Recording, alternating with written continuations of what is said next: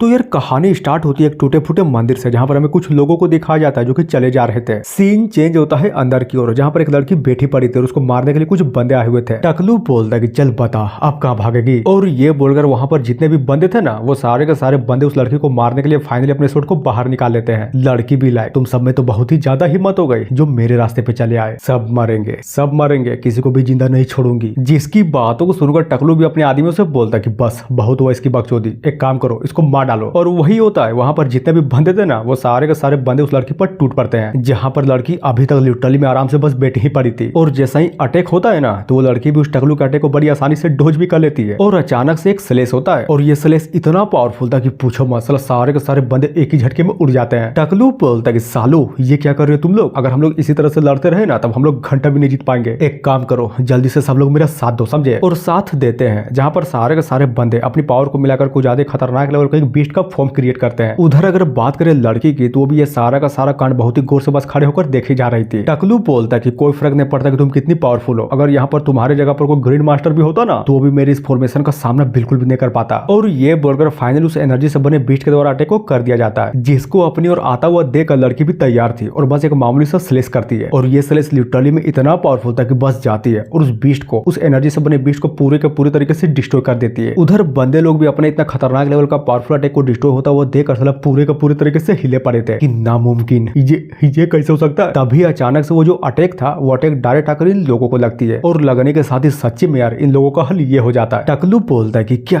कैसे कैसे मैं इस तरह से हार नहीं सकता। और हाँ, इतना बोलने के साथ ही फाइनली ये भी यहीं पर खत्म हो जाता है। दूसरी तरफ अगर बात करें लड़की की, तो भी ये सारा का सारा कांड, इनफैक्ट ये बोले कि वहां पर खड़े सारे बंदों को मारने के बाद मतलब फुल एटीट्यूड में खड़ी हो जाती है। तभी कहानी में ट्विस्ट, ये जो कांड हो रहा था ना, ये कांड असल में नहीं बल्कि ये बोले गेम के अंदर हो रहा था। और ये रहा अपना एमसी, जो कि उस लड़की को देखकर पूरे का पूरे तरीके से लट्टू हुआ पड़ा था। और तभी अपने बारे में बताता है कि मेरा नाम जुयान है और मैं कुछ ज्यादा खतरनाक लेवल का एक हार्डकोर गेमर हूँ, समझे। और तुम लोग सोच ही रहे होगे ना कि मैं क्या कर रहा हूँ, तो चलो बता ही देता हूँ, मैं इस गेम के अंदर के सारे अचीवमेंट को पूरा कर रहा हूँ। तभी बोलता है कि मानना पड़ेगा सर, इस गेम के अंदर वाली लड़की है तो कुछ ज्यादा ही गुड पर्सन, लेकिन समझ में ये नहीं आ रहा कि आखिर ये लड़की एंडिंग में मर क्यों जाती है। गलत बात है, गलत बात है, गलत बात है यार, बहुत ही ज्यादा गलत बात है। कुछ तो करना पड़ेगा, चाहे कुछ भी हो जाए, चीटिंग ही सही, लेकिन इस लड़की को मैं बचा कर रहूंगा। और अपना एमसी इतने गुस्से में था कि ढम से करके टेबल में दे मारता है, जहां पर पानी से भरे गिलास था, और उस गिलास का पानी अपने एमसी के ढम से मारने के कारण साला कीबोर्ड पर जाकर गिर पड़ता है। और इसी चीज को अपना एमसी तो साला घंटा भी नोटिस नहीं किया था। तभी झटका लगता है, बहुत ही बड़ा झटका लगता है, और अपना जो एमसी था ना, उस इंसिडेंट के कारण अचानक से वहां से गायब हो जाता है, या फिर ये बोलो कि कंप्यूटर के अंदर। अब बात है थोड़ी देर बाद उसी मंदिर की ओर, जहां पर टूटा फूटा सा बहुत ही बुरा माहौल हुआ पड़ा था, और हमें लिटरली में एक लड़के को दिखाया जाता है, जहां पर ये भी अपने सर को धरते हुए बोलता है कि बाप रे,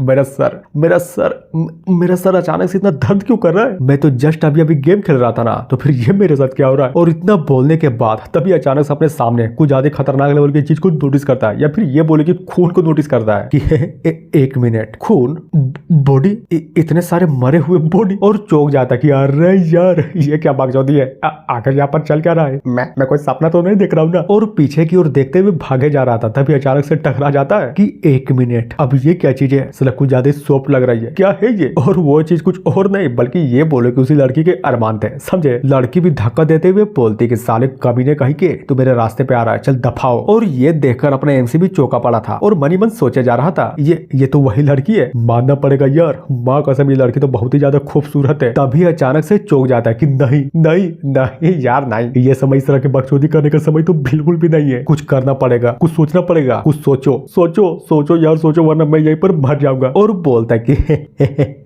माफ करना, मेरा मतलब कि मैं तुम्हारे रास्ते पर नहीं आना चाहता था, समझ रही हो ना कि मेरा बोलने का मतलब क्या है। और वो इतना बोल ही रहा था, तभी अचानक से उसके पास से तलवार का कुछ ज्यादा ही तगड़ा सलेह जाता है, जिसके चक्कर में वो भी हैरान, और जैसे ही पीछे पलटता है ना, तो वो पावरफुल अटैक डायरेक्ट जाकर एक बुद्ध के स्टोन से टकराती है, और पूरा का पूरा स्टोन ही दो टुकड़ों में कट जाता है। मेन कैरेक्टर सोचता है कि मम्मी रे, क्या ये अटैक मेरे लिए था क्या? नहीं, ये अटैक मेरे लिए नहीं था, अगर ये अटैक सच्ची में मेरे लिए होता ना, तो मैं अभी तक मर चुका होता। तभी अगर बात करें उस स्टोन की, तो अचानक से उसके अंदर से एक आवाज आती है कि ठड़ियंग मास्टर भागिए, जिसको सुनने के बाद अपना एमसी भी एक पल के लिए चौंक जाता है, और फिर से अपने एमसी के माथे पर दर्द हो जा रहा था। तभी अचानक से गेम की मेमोरी याद आती है कि क्या ये एग्जैक्टली बिल्कुल वही सेम चीज नहीं हो रही है क्या? गेम के अंदर मेरा कैरेक्टर प्राइम मिनिस्टर का तीसरा बेटा था, जिसको इस लड़की रे ने किडनैप कर लिया था, यानी कि यार मैं मैं यार मैं पता नहीं कैसे, लेकिन मैं इस गेम के अंदर आ गया, और अंदर आया वो सब छोड़ो, फाइनल बॉस का तीसरा बेटा भी बन गया। लेकिन सोचने के बाद तो ये है कि मुझे इस चोमू का कैरेक्टर ही क्यों मिला। ये तो साला बिन मुसीबत का मुसीबत है, किसी भी तरह से मर जाता है। वैसे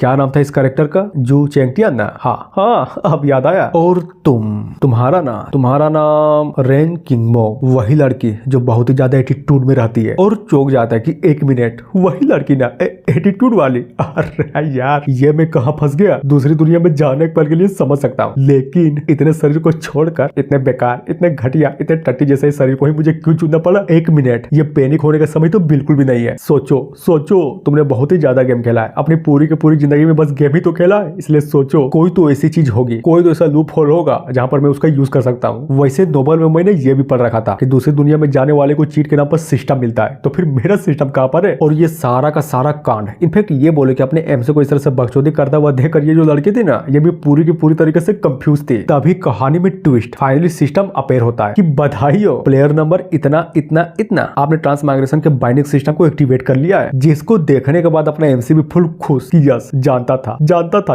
यार, जानता था कि दूसरा एक न एक दिन प्रकट जरूर होगा, लेकिन इतना जल्दी प्रकट होगा ये तो मुझे भी नहीं पता था। उधर अगर बात करें सिस्टम की, तो वो भी फटाक से अपने ट्रांसमाइग्रेशन की प्रायोरिटी को कैलकुलेट किया जा रहा था और बताता है कि माफ करना, हाल ही में बहुत सारे ट्रांसमाइग्रेटर की उच्च मात्रा के कारण प्लेयर नंबर 1,14,514 को सिस्टम प्राप्त करने के लिए नहीं चुना गया है। तो आपके सपोर्ट के लिए धन्यवाद। आशा करता हूँ कि आप अपना जीवन अच्छे से बिताएंगे, समझे। एमसी भी लाइक कि क्या कहा बे साले तूने, फिर से बोल, तुम्हारी हिम्मत कैसे भी सब कुछ बोलने की, फिर से बोल। और पहले ये बता कि तोहर माई के तू तो अभी आया था ना, तो फिर इतनी जल्दी मुझे छोड़कर जाने की भी कोशिश कर रहा है हा? सिस्टम बोलता है कि चिंता मत करो, तुम्हारी मर्दानगी को देखकर हम तुम्हें एक गिफ्ट देने वाले हैं, और वो गिफ्ट ये है कि तुम हर अचीवमेंट के अनलॉक प्रीव्यू को देख सकते हो। इनफैक्ट ये बोले कि उसका यूज भी कर सकते हो। जिसकी बातों को सुनकर एमसी बोलता है कि क्या अचीवमेंट प्रीव्यू, अब ये क्या बकचोदी है। वो बताता है कि हाँ बकचोदी ही है, लेकिन आप किसी भी उपलब्धि की कहानी को किसी भी समय दोबारा देख सकते हैं जिसे आपने पहले ही कंप्लीट कर लिया हो। और ये सुनकर अपने एमसी भी भड़क जाता है कि तेरी माँ का गद्दारी कर बे साला, गद्दारी कर बे तू, सिस्टम होने का क्या ही फायदा जब मैं किसी का यूज ही नहीं कर सकता। जहाँ पर सिस्टम भी अपने एमसी की बातों को सुनकर वहां से जाते हुए बोलता है कि थैंक यू और हाँ आपकी जर्नी के लिए मुबारक हो, अब मैं चला यहाँ से। और ये बोलकर वो सिस्टम भी फाइनली वहां से गायब हो जाता है। जिसको इस तरह से गायब होता वो देखकर अपना जो एमसी था ना, वो भी उस सिस्टम को रोकने का ट्राई करता, लेकिन क्या ही फायदा, अपना सिस्टम तो चला जा चुका था। लड़की बोलती है कि मेरी बातों को ध्यान से सुनो, और एमसी सुनता भी है, लेकिन साला थोड़ा सा कंफ्यूज भी था। वो भी मेरे पीछे आओ, समझे, और हाँ फॉलो करते रहना। सीन चेंज होता है थोड़ी देर बाद, जहाँ पर वो दोनों लिटरली में जंगल की ओर चले जा रहे थे। इधर एमसी भी सिस्टम में देखते हुए मन ही मन सोचता है कि नहीं यार, चलो इस लड़की को मेरा अपहरण करने देना ही मेरे लिए मौत का एक तरफा टिकट है। कुछ भी हो जाए, चाहे कुछ भी हो जाए, मुझे जल्द से जल्द इस जगह से निकलने का रास्ता ढूंढना पड़ेगा। ये लड़की एक आइस क्वीन है जिसका गोल है मुझे कैप्चर करना और मेरा यूज कर फाइनल बॉस को हराना, यानी कि मेरे पिता को हराना। शायद इन चीजों का मैं यूज कर सकता हूँ, हाँ करके तो देखना ही पड़ेगा। और हाँ सबसे इंपॉर्टेंट बात, तुम लोगों के दिमाग में तो ये जरूर चल रहा होगा ना कि जब सिस्टम ने अपने एमसी को छोड़कर चला गया तो फिर ये सिस्टम कहां से आया। तो देखो क्लियर कर देता हूँ, सिस्टम सच्ची में अपने एमसी को छोड़कर चला जा चुका है, और ये जो है ना प्रीव्यू वाला सामान है वही जो सिस्टम ने अपने एमसी को देकर गया था। देखो मोटा मोटी ऐसा समझो कि अपना एमसी ट्रेलर तो देख सकता है, लेकिन साला फिल्म कभी भी नहीं देख सकता। वो जाता है लड़की के पास और बोल देता है कि मिस रेन, मेरी बातों को ध्यान से सुनिए, आपको जो प्लान है ना, उन सारे के सारे प्लान के बारे में मुझे बहुत ही अच्छे तरीके से पता है, समझे। तुम्हारा प्लान ये है ना कि मुझे बंधक बनाकर मेरे पिताजी को मजबूर करना चाहती हो ताकि वो तुम्हारी हर बात को मान सके। तो बोलो क्या बोलती हो, मैंने सही बोला ना? हा? चुप क्यों हो, जल्दी बोलो, प्लान तो बहुत ही अच्छा है तुम्हारा। उधर अगर बात करें लड़की की, तो वो भी अपने एमसी की बातों को सुनकर फुल गुस्से में बोलती कि कैसे, आखिर ये सब तुम्हें कैसे पता। जिसको इतना गुस्से में देकर अपना एमसी भी मनी मन सोचता कि धत तेरी की, लगता है कि मैंने ये सारी की सारी बातें बिल्कुल गलत समय पर बोल दी। एक प्लेयर होने के नाते प्राइम मिनिस्टर वाला सारा का सारा कांड मेरे लिए जाना बड़ी आम सी बात थी, लेकिन ये जो मैंने बात बोली ना, ये बात इस दुनिया के लोगों के लिए सबसे बड़ी टॉप सीक्रेट की बात थी। और सबसे इंपॉर्टेंट बात ये है कि इस टाइम जो सोर्स साइड का लीडर है वो इंपीरियल के एक होनरेबल परसेप्टर बने पड़े हैं, और ऊपर से मेरा बाप ठहरा ऑलरेडी प्राइम मिनिस्टर, जो कि सोर्स साइड के लीडर के एक दोस्त भी है, लेकिन कोई दोस्ताना वाला दोस्त नहीं, बल्कि ये बोले दुश्मनी वाला दोस्त। जरा सोचो, प्रधानमंत्री तलवार संप्रदाय को नष्ट करना चाहता है, यह कितना अजीब है ना। लगता है कि कोई बंदा इस पर विश्वास करेगा, नहीं करेगा, लेकिन ये बिल्कुल सच है। पर इस लड़की का क्या ये सच्ची में मुझ पर बिलीव करेगी कि मेरे जैसे एक थर्ड प्रिंस जिसको झाड़ने कुछ आता है, ना ही मैं कल्टीवेशन में ठीक हूँ और ना ही किसी और चीज में, टैलेंट नाम की कोई चीज भी नहीं है मुझ में, तो फिर बताओ एक ऐसा राज जिसके बारे में दुनिया को भी नहीं पता लेकिन मुझे पता है, अब ये चीज इस लड़के को कैसे समझाऊं। फिर क्या, उस लड़के को इतना गुस्से में देखता वो देखकर अपना एमसी बोलता कि यार देखो,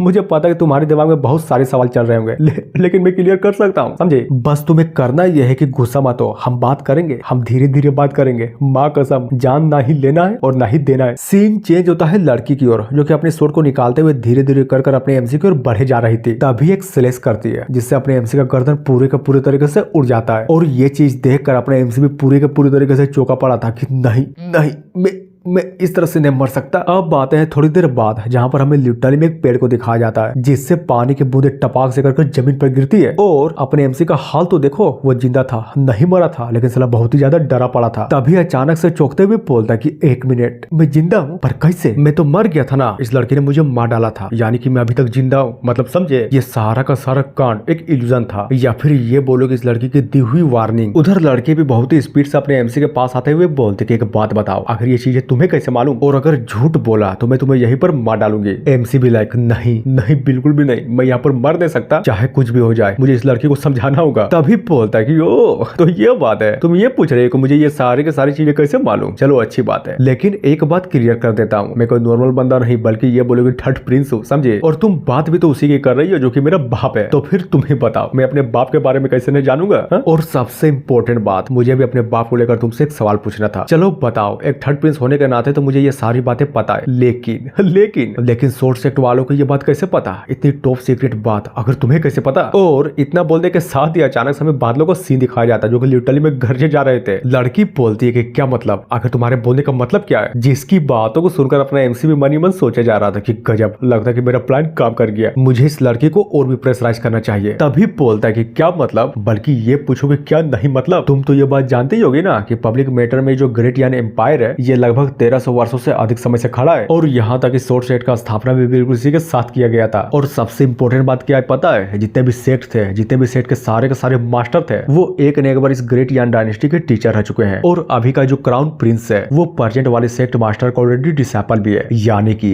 ये पूरी की पूरी डायनेस्टी और ये सोर्स सेक्ट दिखते तो अलग अलग है, लेकिन अगर सच बोलूं ना तो एक ही सिक्के के दो पहलू है। तो फिर तुम बताओ, तुम्हें क्यों लगता है कि मुझे किडनैप करने के बाद मेरे पिता तुम्हारी बात मानेंगे? और ऊपर से मैं तो ठहरे एक नल्ला थर्ड प्रिंस, समझे, जिसकी बातों को सुनकर उधर लड़की भी मनी मन सोचे जा रहे थे कि क्या ये लड़का बोल तो बिल्कुल सही रहा है, लेकिन सोचने की बात तो ये है कि लड़का जब से जागा है ना, कुछ ज्यादा अलग पर्सन लग रहा है। मेन कैरेक्टर बोलता है कि यार पहले तो तुम इस तलवार को हटाओ, वरना मैं घंटा भी कुछ नहीं बोलने वाला। जहां पर बात करें लड़की की, तो अभी तक लिटरली में अपने एमसी के प्रेजेंस को देखकर पूरी के पूरी तरीके से कंफ्यूज थी कि हाँ ये लड़का बदला तो जरूर लग रहा है, लेकिन मैं भी देखना चाहूंगी कि आखिर ये बंदा मुझसे छुपाना क्या चाहता है। और हाँ बिल्कुल, इतना सोचने के बाद वो जो लड़की थी ना, वो अपने स्वॉर्ड को फुल स्टाइल मारते हुए अपने मैन के अंदर डाल लेती है, जिसको इस तरह से स्टाइल मारता है वो देखकर अपने एमसी भी फुल खुश कि ओ माय गॉड, क्या था ये, मतलब मुझे तो बहुत ही ज्यादा पसंद आया। और ये सुनकर वो जो लड़की थी ना, वो भी अपने एमसी की क्यूरियोसिटी को देखकर अपनी स्वॉर्ड को बाहर निकालकर फिर से स्टाइल मारते हुए अपने मैन के अंदर डाल लेती है। एमसी भी लाइक कूल, ये हुई ना बात, साला ये तो फिर से जबरदस्त लगा। पर एक मिनट, ये तुम क्या कर रही हो, आखिर तुम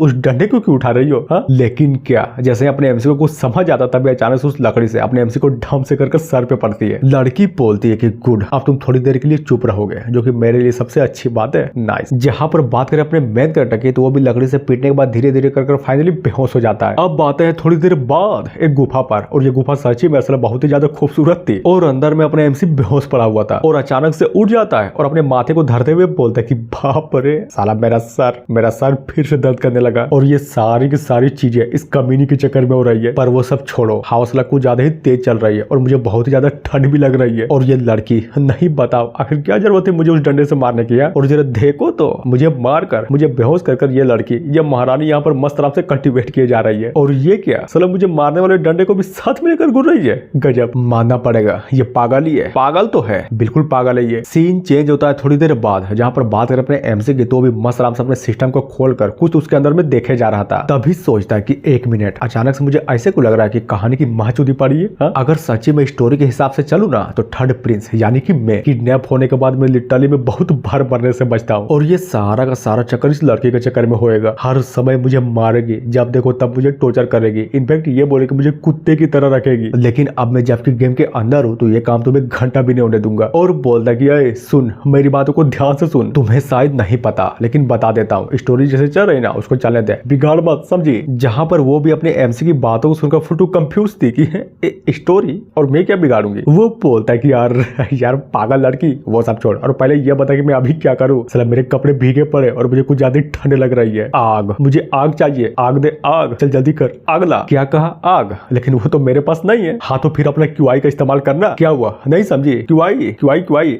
अरे यार स्पिरिचुअल एनर्जी। देख बहुत सारे कल्टिवेटर होते हैं ना जो अपनी क्यूआई का इस्तेमाल कर अपनी स्पिरिचुअल एनर्जी का इस्तेमाल कर फायर को जलाता है। हाँ मैं वही चाहता हूँ, मैं वही चाहता हूँ कि तुम भी अपनी क्यूआई को इस्तेमाल कर फायर को यहाँ पर जला, ताकि मैं ठंड से बच सकूं। और ये बोलकर अपना मेन कैरेक्टर भी उस लड़के को देखते हुए मन ही मन सोचता है। हालांकि जितना मैं इस गेम के बारे में जानता हूँ ना, तो इसमें तो बिल्कुल भी नहीं दिखाया गया कि कोई भी बंदा अपनी क्यूआई की हेल्प से लिटरली में एक फायर को क्रिएट करता है। लेकिन ये लड़की ठहरी उच्च लेवल की कल्टिवेटर है, जिसके लिए काम बड़ी ही आसान है। तभी हमें लड़के को दिखाया जाता है जो कि लिटरली में कुछ तो ट्राई करते हुए बोलते कि इधर देखो, कहीं तुम इसके बारे में तो नहीं बोल रहे थे ना। लेकिन क्या एमसी का क्या, वो तो उस लड़के को इस तरह से करता है वो देख कर पूरे का पूरे तरीके से छोका पड़ा था। इधर लड़के भी उस चीज को अपने एमसी को देते हुए बोलते कि सुनो, तुमने बोला था ना कि क्यूआई का इस्तेमाल कर आग बना, लेकिन मुझसे आग नहीं बना, बल्कि ये बोले कि मुझसे ये आइस बना। और वैसे भी मेरा क्यूआई का एट्रीब्यूट आइस टाइप का है, समझे। एमसी बोलता है तेरी माँ का, तो फिर मैं इसका क्या करूं, मुझे चाहिए आग आग, माँ का भोसड़ा। लेकिन लड़की का क्या, वो तो अपने एमसी की बातों को सुनकर साला पूरा का पूरा इग्नोर मार देती है। और ये देखकर अपने एमसी भी पूरी के पूरी तरीके से सटक जाती है। तभी बोलता है कि धात तेरी की, नहीं नहीं साला बहुत ही बुरा हुआ, मुझे अचानक से कमजोरी फील हो रही है, मैं खड़ा नहीं हो पा रहा हूँ। क्या हो रहा है मुझे, बहुत ही ज्यादा कमजोरी फील हो रही है। और ये बोलकर हाँ बिल्कुल उस लड़के का अरमानों में गिरकर अपना जो एमसी था ना साला पूरे के पूरे तरीके से बेहोश हो जाता है। जहाँ पर ये सारा का सारा कांड वो लड़की भी मस्त आराम से बस खड़े होकर देखे जा रही थी। और जरा बाहर तो देखो साला बहुत ही जोरों शोरों से बारिश भी हो रही थी। सीन चेंज होता है थोड़ी देर बाद, जहाँ पर वो जो लड़की थी ना वो भी अपने एमसी के शरीर पर पानी डालकर उसको फाइनली उठा देती है। लेकिन अगर बात करें अपने एमसी की तो हाँ बिल्कुल वो अभी तक लिटरली में अनकॉन्शियस ही था। तभी कुछ तो पिलाती है जिसको पीते हुए अपने एमसी भी मन ही मन सोचे जा रहा था कि आखिर ये है क्या, बहुत ही ज्यादा स्वादिष्ट लग रहा है। और क्या सच में मैं अभी तक जिंदा हूँ? ओह तो इसका मतलब ये लड़की थी जिसने मुझे बचाया। लेकिन क्या नहीं रुकती, वो जो लड़की थी ना वो जबरदस्ती उस चीज को अपने एमसी को पिलाया जा रहा था यार, पिलाया जा रहा था। जिससे ये होता है कि पीते हुए अपने एमसी भी साला पूरे के पूरे तरीके से अकबका जाता है। और खांसे भी जा रहा था कि यार क्या था ये, आखिर तुमने मेरे मुंह में डाला क्या। और जैसा ही गौर से देखता है ना तो साला सामने का नजारा देखकर पूरे के पूरे तरीके से हिल जाता है, क्योंकि सामने कुछ और नहीं बल्कि ये बोले कि एक बहुत ही बड़ा सांप था। जहां पर हमें उस लड़की को दिखाया जाता जो कि सांप की ओर बढ़े जा रहे थे। और अगर बात करें सांप की तो वो भी उस लड़की को अपनी ओर आता हुआ देख साला पूरे के पूरे तरीके से डरा पड़ा था। और उस सांप के गोल्डन होंठ से कुछ तो निकले जा रहा था जिसको वो लड़की भी फाइनली कलेक्ट कर रही थी। तभी बात करें अपने एमजे की तो हाँ वो भी उस सांप को बहुत ही गौर से देखता है। और क्या पता चलता है कि एक बर्फ उस सांप के शरीर के आर पार हो चुके थे। और ये बर्फ काटे किसी और का नहीं बल्कि ये बोले किसी लड़की का था। सीन चेंज होता है लड़की की ओर जो कि गोल्डन होंठ से मटेरियल कलेक्ट करने के बाद आती है और अपने एमजी को बोलते है कि ये लो इसको पियो। जिसकी बातों को सुनकर वो भी उस चीज को लेते हुए मन ही मन सोचता है कि यो इसका मतलब ये है वो चीज जिससे मेरी जान बचाई। गजब। लेकिन मानना पड़ेगा ये लड़की तो सच्ची में बहुत ही ज्यादा दयालु निकली, मुझे बचाने के चक्कर में साला एक सांप का शिकार भी कर डाला। और वो सोच ही रहा था तभी अचानक से वहां पर लकड़ियों का ढेर लग जाता है, जिसको इस तरह से लकड़ी को लाता हुआ देखकर अपना एमसी भी चौंकते हुए मन ही मन सोचता है कि एक मिनट ये लकड़ी तो ले आई, लेकिन दिक्कत की बात तो ये है कि आखिर जलाएगी कैसे, इसके पास तो आज टाइप का क्यों आई है ना, तो फिर बताओ आग कहां से लागी है। फिर क्या कहानी में ट्विस्ट, हमें उस लड़की को दिखाया जाता है जो कि सांप को धमकाए जा रहे थे, वो भी कैसे उसके जीप को धर कर कि साले चल जल्दी कर और आग जला, समझा वरना मार डालूंगी। और ये सारा का सारा कांड देकर अपना एमसी भी पूरे के पूरे तरीके से चौंक जाता है। और हाँ फाइनली आग जल जाती है। मेन कैरेक्टर सोचता है कि एक मिनट ये सांप तो फ्लेम स्पिरिट पाइथन है ना, मां कसम साला गेम में तो कुछ ज्यादा ही अलग दिख रहा था, लेकिन जब सामने से देख रहा हूँ तब जाकर पता चलता है कि सांप कितना पावरफुल है, कितना डरावना है। पर अगर गलत नहीं हो तो जहां तक मैं जानता हूँ कि सांप को एक रेयर इलाइट फायर टाइप का मटेरियल बीस्ट माना जाता है, जिसके बढ़ोतरी के साथ साथ साला इसका समझदारी भी बढ़ता जाता है। और सबसे इंपॉर्टेंट बात यह है कि अगर कोई इंसान इसको हराकर अपना पालतू बना पाया तब तो समझो मजा ही मजा है, क्योंकि ये कोई नॉर्मल सांप नहीं है, साला फ्यूचर में बाद में बदल कर यह सांप फ्लेम स्पिरिट फ्रूट ड्रैगन के रूप में तब्दील हो जाएगा। और यहाँ तक कि अगर बात करें इसकी एसेंस की तो हर चीज में यूज होता है, पिल्स बोलो या फिर कोई ऑक्सिलरी इंग्रेडिएंट्स, समझे। यहाँ तक कि वो सारे के सारे पिल्स को लेने के बाद आदमी भी एक बहुत ही अच्छे तरीके से अपना कल्टीवेशन भी कर सकता है। हर चीज की पॉसिबिलिटी बढ़ जाएगी, लिटरली में हर चीज की। कल्टीवेशन तो छोड़ो, बल्कि ये बोले कि बड़ी आसानी से ब्रेक थ्रू भी हो जाएगा। प्लस जब मैं गेम खेल रहा था ना तो इसी चीज को गेम के अंदर भी देखा था। इस चीज को हेहुआन पाउडर के नाम से भी जाना जाता है, जो कि एक डिमोनिक पाथ का स्टोरी लाइन भी था। और वो इतना सोच ही रहा था तभी अचानक से अपने पीछे कुछ तो नोटिस करता है, और जैसे ही देखता है ना तो सामने का नजारा देखकर ये भी पूरे के पूरे तरीके से हिल जाता है, क्योंकि वो जो लड़की थी वो भी अपने कपड़े को उतारे जा रही थी। ये बोलता है कि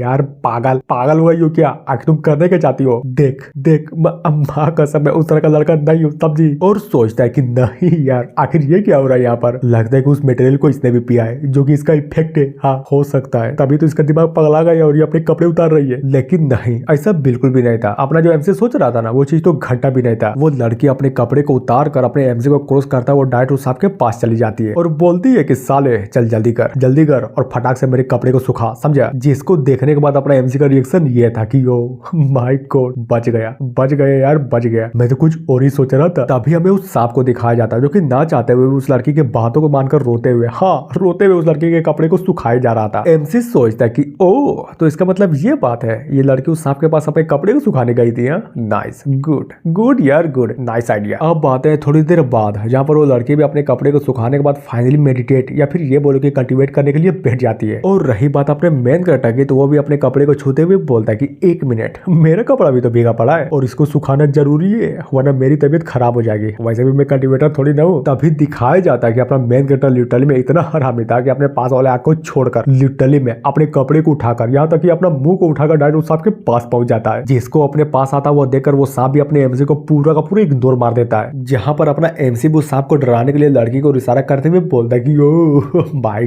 गॉड देखो पीछे देख रहे हो ना, अगर तुमने मेरी बात नहीं मानी तो माँ कसम मैं जाकर उस लड़के को भड़का दूंगा, उसके बाद वो लड़की तुम्हारी कह के ले लेगी। और ये सुनकर हाँ बिल्कुल वो सांप डर जाता है और ना चाहते हुए भी फाइनली अपने एमसी की बातें माननी पड़ती है। जिसको इस तरह से आग उगलता हुआ देखकर अपना एमसी भी खुश होते हुए मनी मन सोचता है कि गुड यार गुड, तुम तो कुछ ज्यादा प्यारे सांप हो, बस इसी तरह से मेरे कपड़े को सुखा दो और अगर मर भी गए ना तो मुझे घंटा भी चिंता नहीं है। तभी अचानक से कुछ तो होता है और वो सांप साला पूरे के पूरे तरीके से भड़क जाता है और हाँ अपने एमसी की और कुछ ज्यादा खतरनाक लेवल के एक पावरफुल अटैक को कर देता है। जिसको अपनी ओर इतनी तेजी से आता हुआ देखकर अपना एमसी भी पूरे के पूरे तरीके से चौंका पड़ा था। उसको तो समझ ही नहीं आ रहा था कि वो आखिरकार करे क्या। और यहीं पर मोमेंट चेंज हो जाता है। अचानक से एक स्लेश आती है और उस सांप की जीप को काट देती है, जिससे वो सांप फिर से अटैक ना कर पाए। और वो जो आग था ना जो कि अपने एमसी को लगने वाले थे, उससे उसको बचाने के लिए ये भी आगे आ जाती है और फाइनली अपने एमसी को बचा भी लेती है। और हाँ बिल्कुल उस सांप के ऊपर कुछ ज्यादा खतरनाक लेवल का एक पावरफुल अटैक को भी कर देती है, जिससे वो अटैक लगता है और सांप का सर कटने के बाद धम से करके जमीन पर गिर जाता है। अब बात है उसी लड़की की ओर जो कि अपने एमसी की ओर घूरते हुए बोले जा रहे थे कि कहीं तू पागल तो नहीं हो गया ना, नहीं बता आखिर तू करने क्या चाहता था। जिसकी बातों को सुनकर अपना एमसी भी पूरा डर जाता है, लेकिन क्या साला कुछ भी नहीं बोलता है क्योंकि उसको बहुत ही अच्छे तरीके से पता था कि ये जो सारी की सारी गलती हुई ना ये सिर्फ इसी की थी। तभी सोचता कि 1 मिनट गेम की स्टोरी लाइन के हिसाब से ये लड़की मुझे किडनैप कर लेती है और जब रास्ते में चलने के बारी आती है ना तो सफर के दौरान मेरी लिटरली में 2 बार मौत होती है, कभी पानी में डूबकर तो कभी पहाड़ से गिरकर। और यहाँ तक कि हद तो तब हो जाती है जब मैं रास्ते में चल रहा था ना तो एक टहनी आकर मेरे मुंह में लगती है, जिसके चक्कर में मेरी मौत हो जाती है। हालांकि उस टाइम में गेम खेल रहा था, लेकिन इस टाइम तो मैं गेम के अंदर हूँ। दोनों बार तो छोड़ो, अरे यार अगर एक बार भी मर गया ना तो मेरा पता कट जाएगा। लेकिन सोचने की बात तो ये है कि मुझे अचानक से ऐसे क्यों फील हो रहा है जैसे कि कुछ बहुत ही बड़ी गड़बड़ है। और ये सुनकर फुल एटीट्यूड में बोलता है कि लड़की मेरी बातों को ध्यान से सुनो, मुझे तुमसे कुछ बात करनी है जो कि बहुत ही ज्यादा जरूरी है। लड़की भी लाइक ठीक है बोलो तुम्हें क्या बोलना है। और ये सुनकर अपना एमसी भी पूरे के पूरे तरीके से डर जाता है कि क्या सच्ची में ये राजी हो गई, मतलब सच्ची में ये राजी हो गई, कहीं ऐसा तो नहीं ना कि ये सारा चीज नाटक है। हाँ ये फिर से मुझे डंडे से मारकर मुझे बेहोश करना चाहती है। जहां पर ये सब कुछ सोचने के बाद अपना एमसी भी फुल एटीट्यूड में बोलता है कि ठीक है सुनो, मैं सिंपल बोलूंगा और ये बोलूंगा कि हम दोनों की ही लाइफ बहुत ही ज्यादा कीमती है, समझे। और सबसे इंपॉर्टेंट बात ये है कि मेरा बाप और बहुत सारे ऐसे लोग हैं जो मुझे जान से मारना चाहते हैं। यानी कि एट द एंड मेरा कहने का मतलब ये है कि तुम मेरी प्रोटेक्शन करो, बदले में मैं तुम्हारी प्रोटेक्शन करूंगा। तो बोलो क्या बोलती हो, हाँ मंजूर है। और तुमने इस सांप को तो नोटिस कर ही लिया होगा, ये सांप तुम पर अटैक नहीं किया, लेकिन जैसे ही मैं इसके पास गया मुझ पर तुरंत अटैक कर दिया। ये कुछ ज्यादा स्ट्रेंज नहीं लगता तुम्हें? इसलिए बोलता हूँ मेरा जिंदा रहना तुम्हारे लिए उतना ही इंपॉर्टेंट है जितना तुम्हारा खुद का जिंदा रहना। जरा सोचो, गौर से सोचो, अगर मैं यहाँ पर मर गया ना तो फिर तुम्हारा क्या होगा और तुम्हारे प्लान का क्या होगा? तुम किसको लेकर मेरे पिताजी को धमकाओगे? मेरे मरे हुए शरीर को लेकर? नहीं, कोई भी काम नहीं करने वाला। तभी लड़की भी अपने एमसी से बोलते कि हाँ तुम्हारी बातों को तो मैं बहुत ही अच्छे तरीके से समझ गई, लेकिन तुम क्या बता सकते हो कि आखिर तुम मेरी प्रोटेक्शन कैसे करोगे? और वैसे तो तुम कोई कल्टीवेटर भी नहीं हो और ना ही तुम्हारे पास कोई क्यूआई है, तो आखिर प्रोटेक्शन करोगे कैसे? जिसकी बातों को सुनकर अपना एमसी भी पूरे के पूरे तरीके से हिल जाता है और उस लड़की को देखते हुए मनी मन सोचा जा रहा था कि हाँ, बात तो इसने भी बिल्कुल सही बोली है। बिना कल्टीवेशन और बिना क्यूआई के एक इंसान कचरे के अलावा कुछ भी नहीं होता। और समझाते हुए बोलता कि बस इतनी सी बात। अरे यार, लगता है कि तुम मेरी बातों को घंटा भी नहीं समझी। देखो, मेरा साफ साफ कहने का मतलब ये था कि मैं तुम्हें कोऑपरेट करूंगा, और वैसे भी तो तुम पावरफुल हो ही ना, तो फिर बताओ मुझे तुम्हारी प्रोटेक्शन करने की क्या जरूरत। मैं अलग काम कर दूंगा, जैसे कि मैप देखना, इस पूरे के पूरे जंगल से मैप देखकर तुम्हें निकालना, समझी।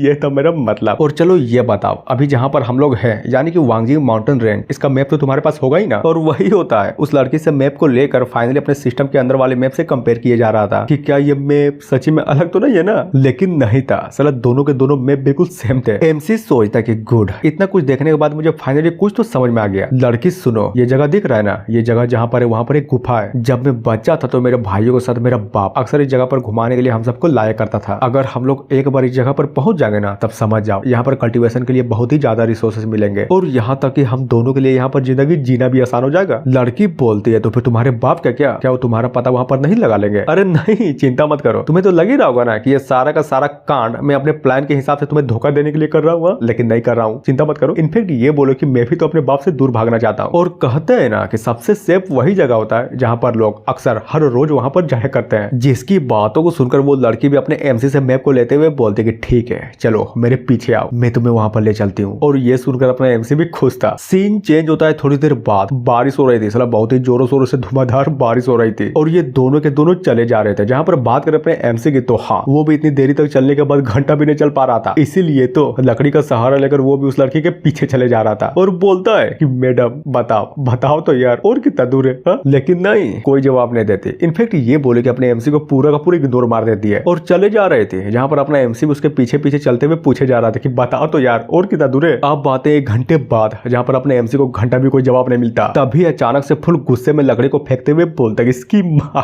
का ये क्या बात छोड़ी है, लिटरली मैं 1 घंटे से चला जा रहा हूँ जब इस लड़की से पूछता हूँ कि बताओ कहाँ पर है हम लोग, लेकिन नहीं, ये तो साला अलग ही घमंड में। तो हर माई के अगर तुझे रास्ता नहीं पता तो फिर ऐसा क्यों प्रिटेंड करती है जैसा कि तुझे सब कुछ पता है। चुपचाप से बोल क्यों नहीं देती कि तुझे रास्ता देखना नहीं आता। मैं मदद करता ना यार, सुबह से चलाई जा रही है। और सच्ची में अपने एमसी ने जो कुछ भी बोला ना वो बिल्कुल सही था। साला इस लड़की को रास्ता देखना बिल्कुल भी नहीं आता था, इसीलिए तो बिल्कुल शांत थी। एमसी सोचता कि यार मादर चोद, क्या बेवकूफ लड़की है यार। नहीं, गलती मेरी है एक ऐसी लड़के पर भरोसा करना जिसको लिटरली में सर फोड़ने के अलावा कुछ भी नहीं आता, और अगर कुछ बोल दोगे तो गुस्सा लगने पर जमा देगी और कर क्या सकती है। तभी बोलता कि एक काम करो, मैं तुम्हें रास्ता खोजने में मदद करता हूँ, सबसे पहले तुम मेरी हेल्प करो, मुझे ऊपर उठाओ ताकि मैं अच्छे से इस जगह का मुआयना कर सकूं, समझे। और ये सुनकर वो लड़की भी खुश हो जाती है और अपने एमसी की हेल्प करने के लिए तैयार थे कि ठीक है मैं तुम्हारी हेल्प करती हूँ। और कुछ तो करती है, जिससे होता ही है कि वहां पर एनर्जी से बने एक बहुत ही बड़ा सेंसेशन पैदा होता है, जिसको फील करता वो अपने एमसी के तो पूरी के पूरी तरीके से फटी पड़ी थी। यार क्या हो रहा है यहाँ पर, क्या हो रहा है। और वो डर ही रहा था, तभी अचानक से लड़की भी उसके कंधे पर हाथ रखते हुए बोलते कि देखो ठीक है ना, मुझे लगता है कि इतनी हाइट बिल्कुल सही है। और अब जाकर पता चलता कि एक्चुअली में हुआ क्या था। वो लड़की अपने पावर का यूज कर अपने एमसी सहित आसमान में पूरी के पूरी तरीके से उड़ गई थी, और बोलती है कि देखो, गौर से देखो, अच्छे से देखो, समझ गए ना, क्योंकि ये चीज मैं बार बार नहीं करने वाली। वो भी डरते हुए बोलता कि हाँ 1 मिनट रुको, देखने दो। और फाइनली अपने मैप को निकाल लेता है कि हाँ एक बार अपने लोकेशन को अच्छे से जान जाओ ना, तब पता चलेगा कि आगे एक्चुअली में करना क्या है। समझ गया, वो रहा तियानमेन माउंटेन जहाँ पर हमें जाना है। लड़की बोलती है कि क्या तुम जिस गुफा के बारे में बोल रहे थे वो उस पहाड़ के ऊपर है। हाँ तुमने बिल्कुल सही बोला, उसी पहाड़ के ऊपर है। और सोचता है कि वो गुफा सबके लिए विजिबल थोड़ी ना है, साला बहुत ही ज्यादा सीक्रेट जगह है वो। अगर किसी को उस गुफा के अंदर जाना है तो बस पहाड़ से नीचे कूदना पड़ेगा, यानी कि कूदते टाइम अगर फॉर्चून वैल्यू 80 से ऊपर रहा तो ठीक है, तुम गुफा पे प्रवेश कर जाओगे। पर अगर सच बोलूं ना तो मैं जिसका फॉर्चून वैल्यू 3 है, सच्ची में अगर 100 बार से ज्यादा भी कूद गया ना तो घंटा भी इस गुफा के अंदर नहीं जा सकता। लेकिन अगर बात करें इस लड़की की तो हाँ ये लड़की अंदर जा सकती है, लेकिन जब तक ये लड़की मेरे साथ रहेगी ना तब तो मैं इस गुफा के अंदर बड़ी आसानी से जा सकता हूँ। हाँ कम से कम इस चीज की उम्मीद तो है। और बोलता है कि चलो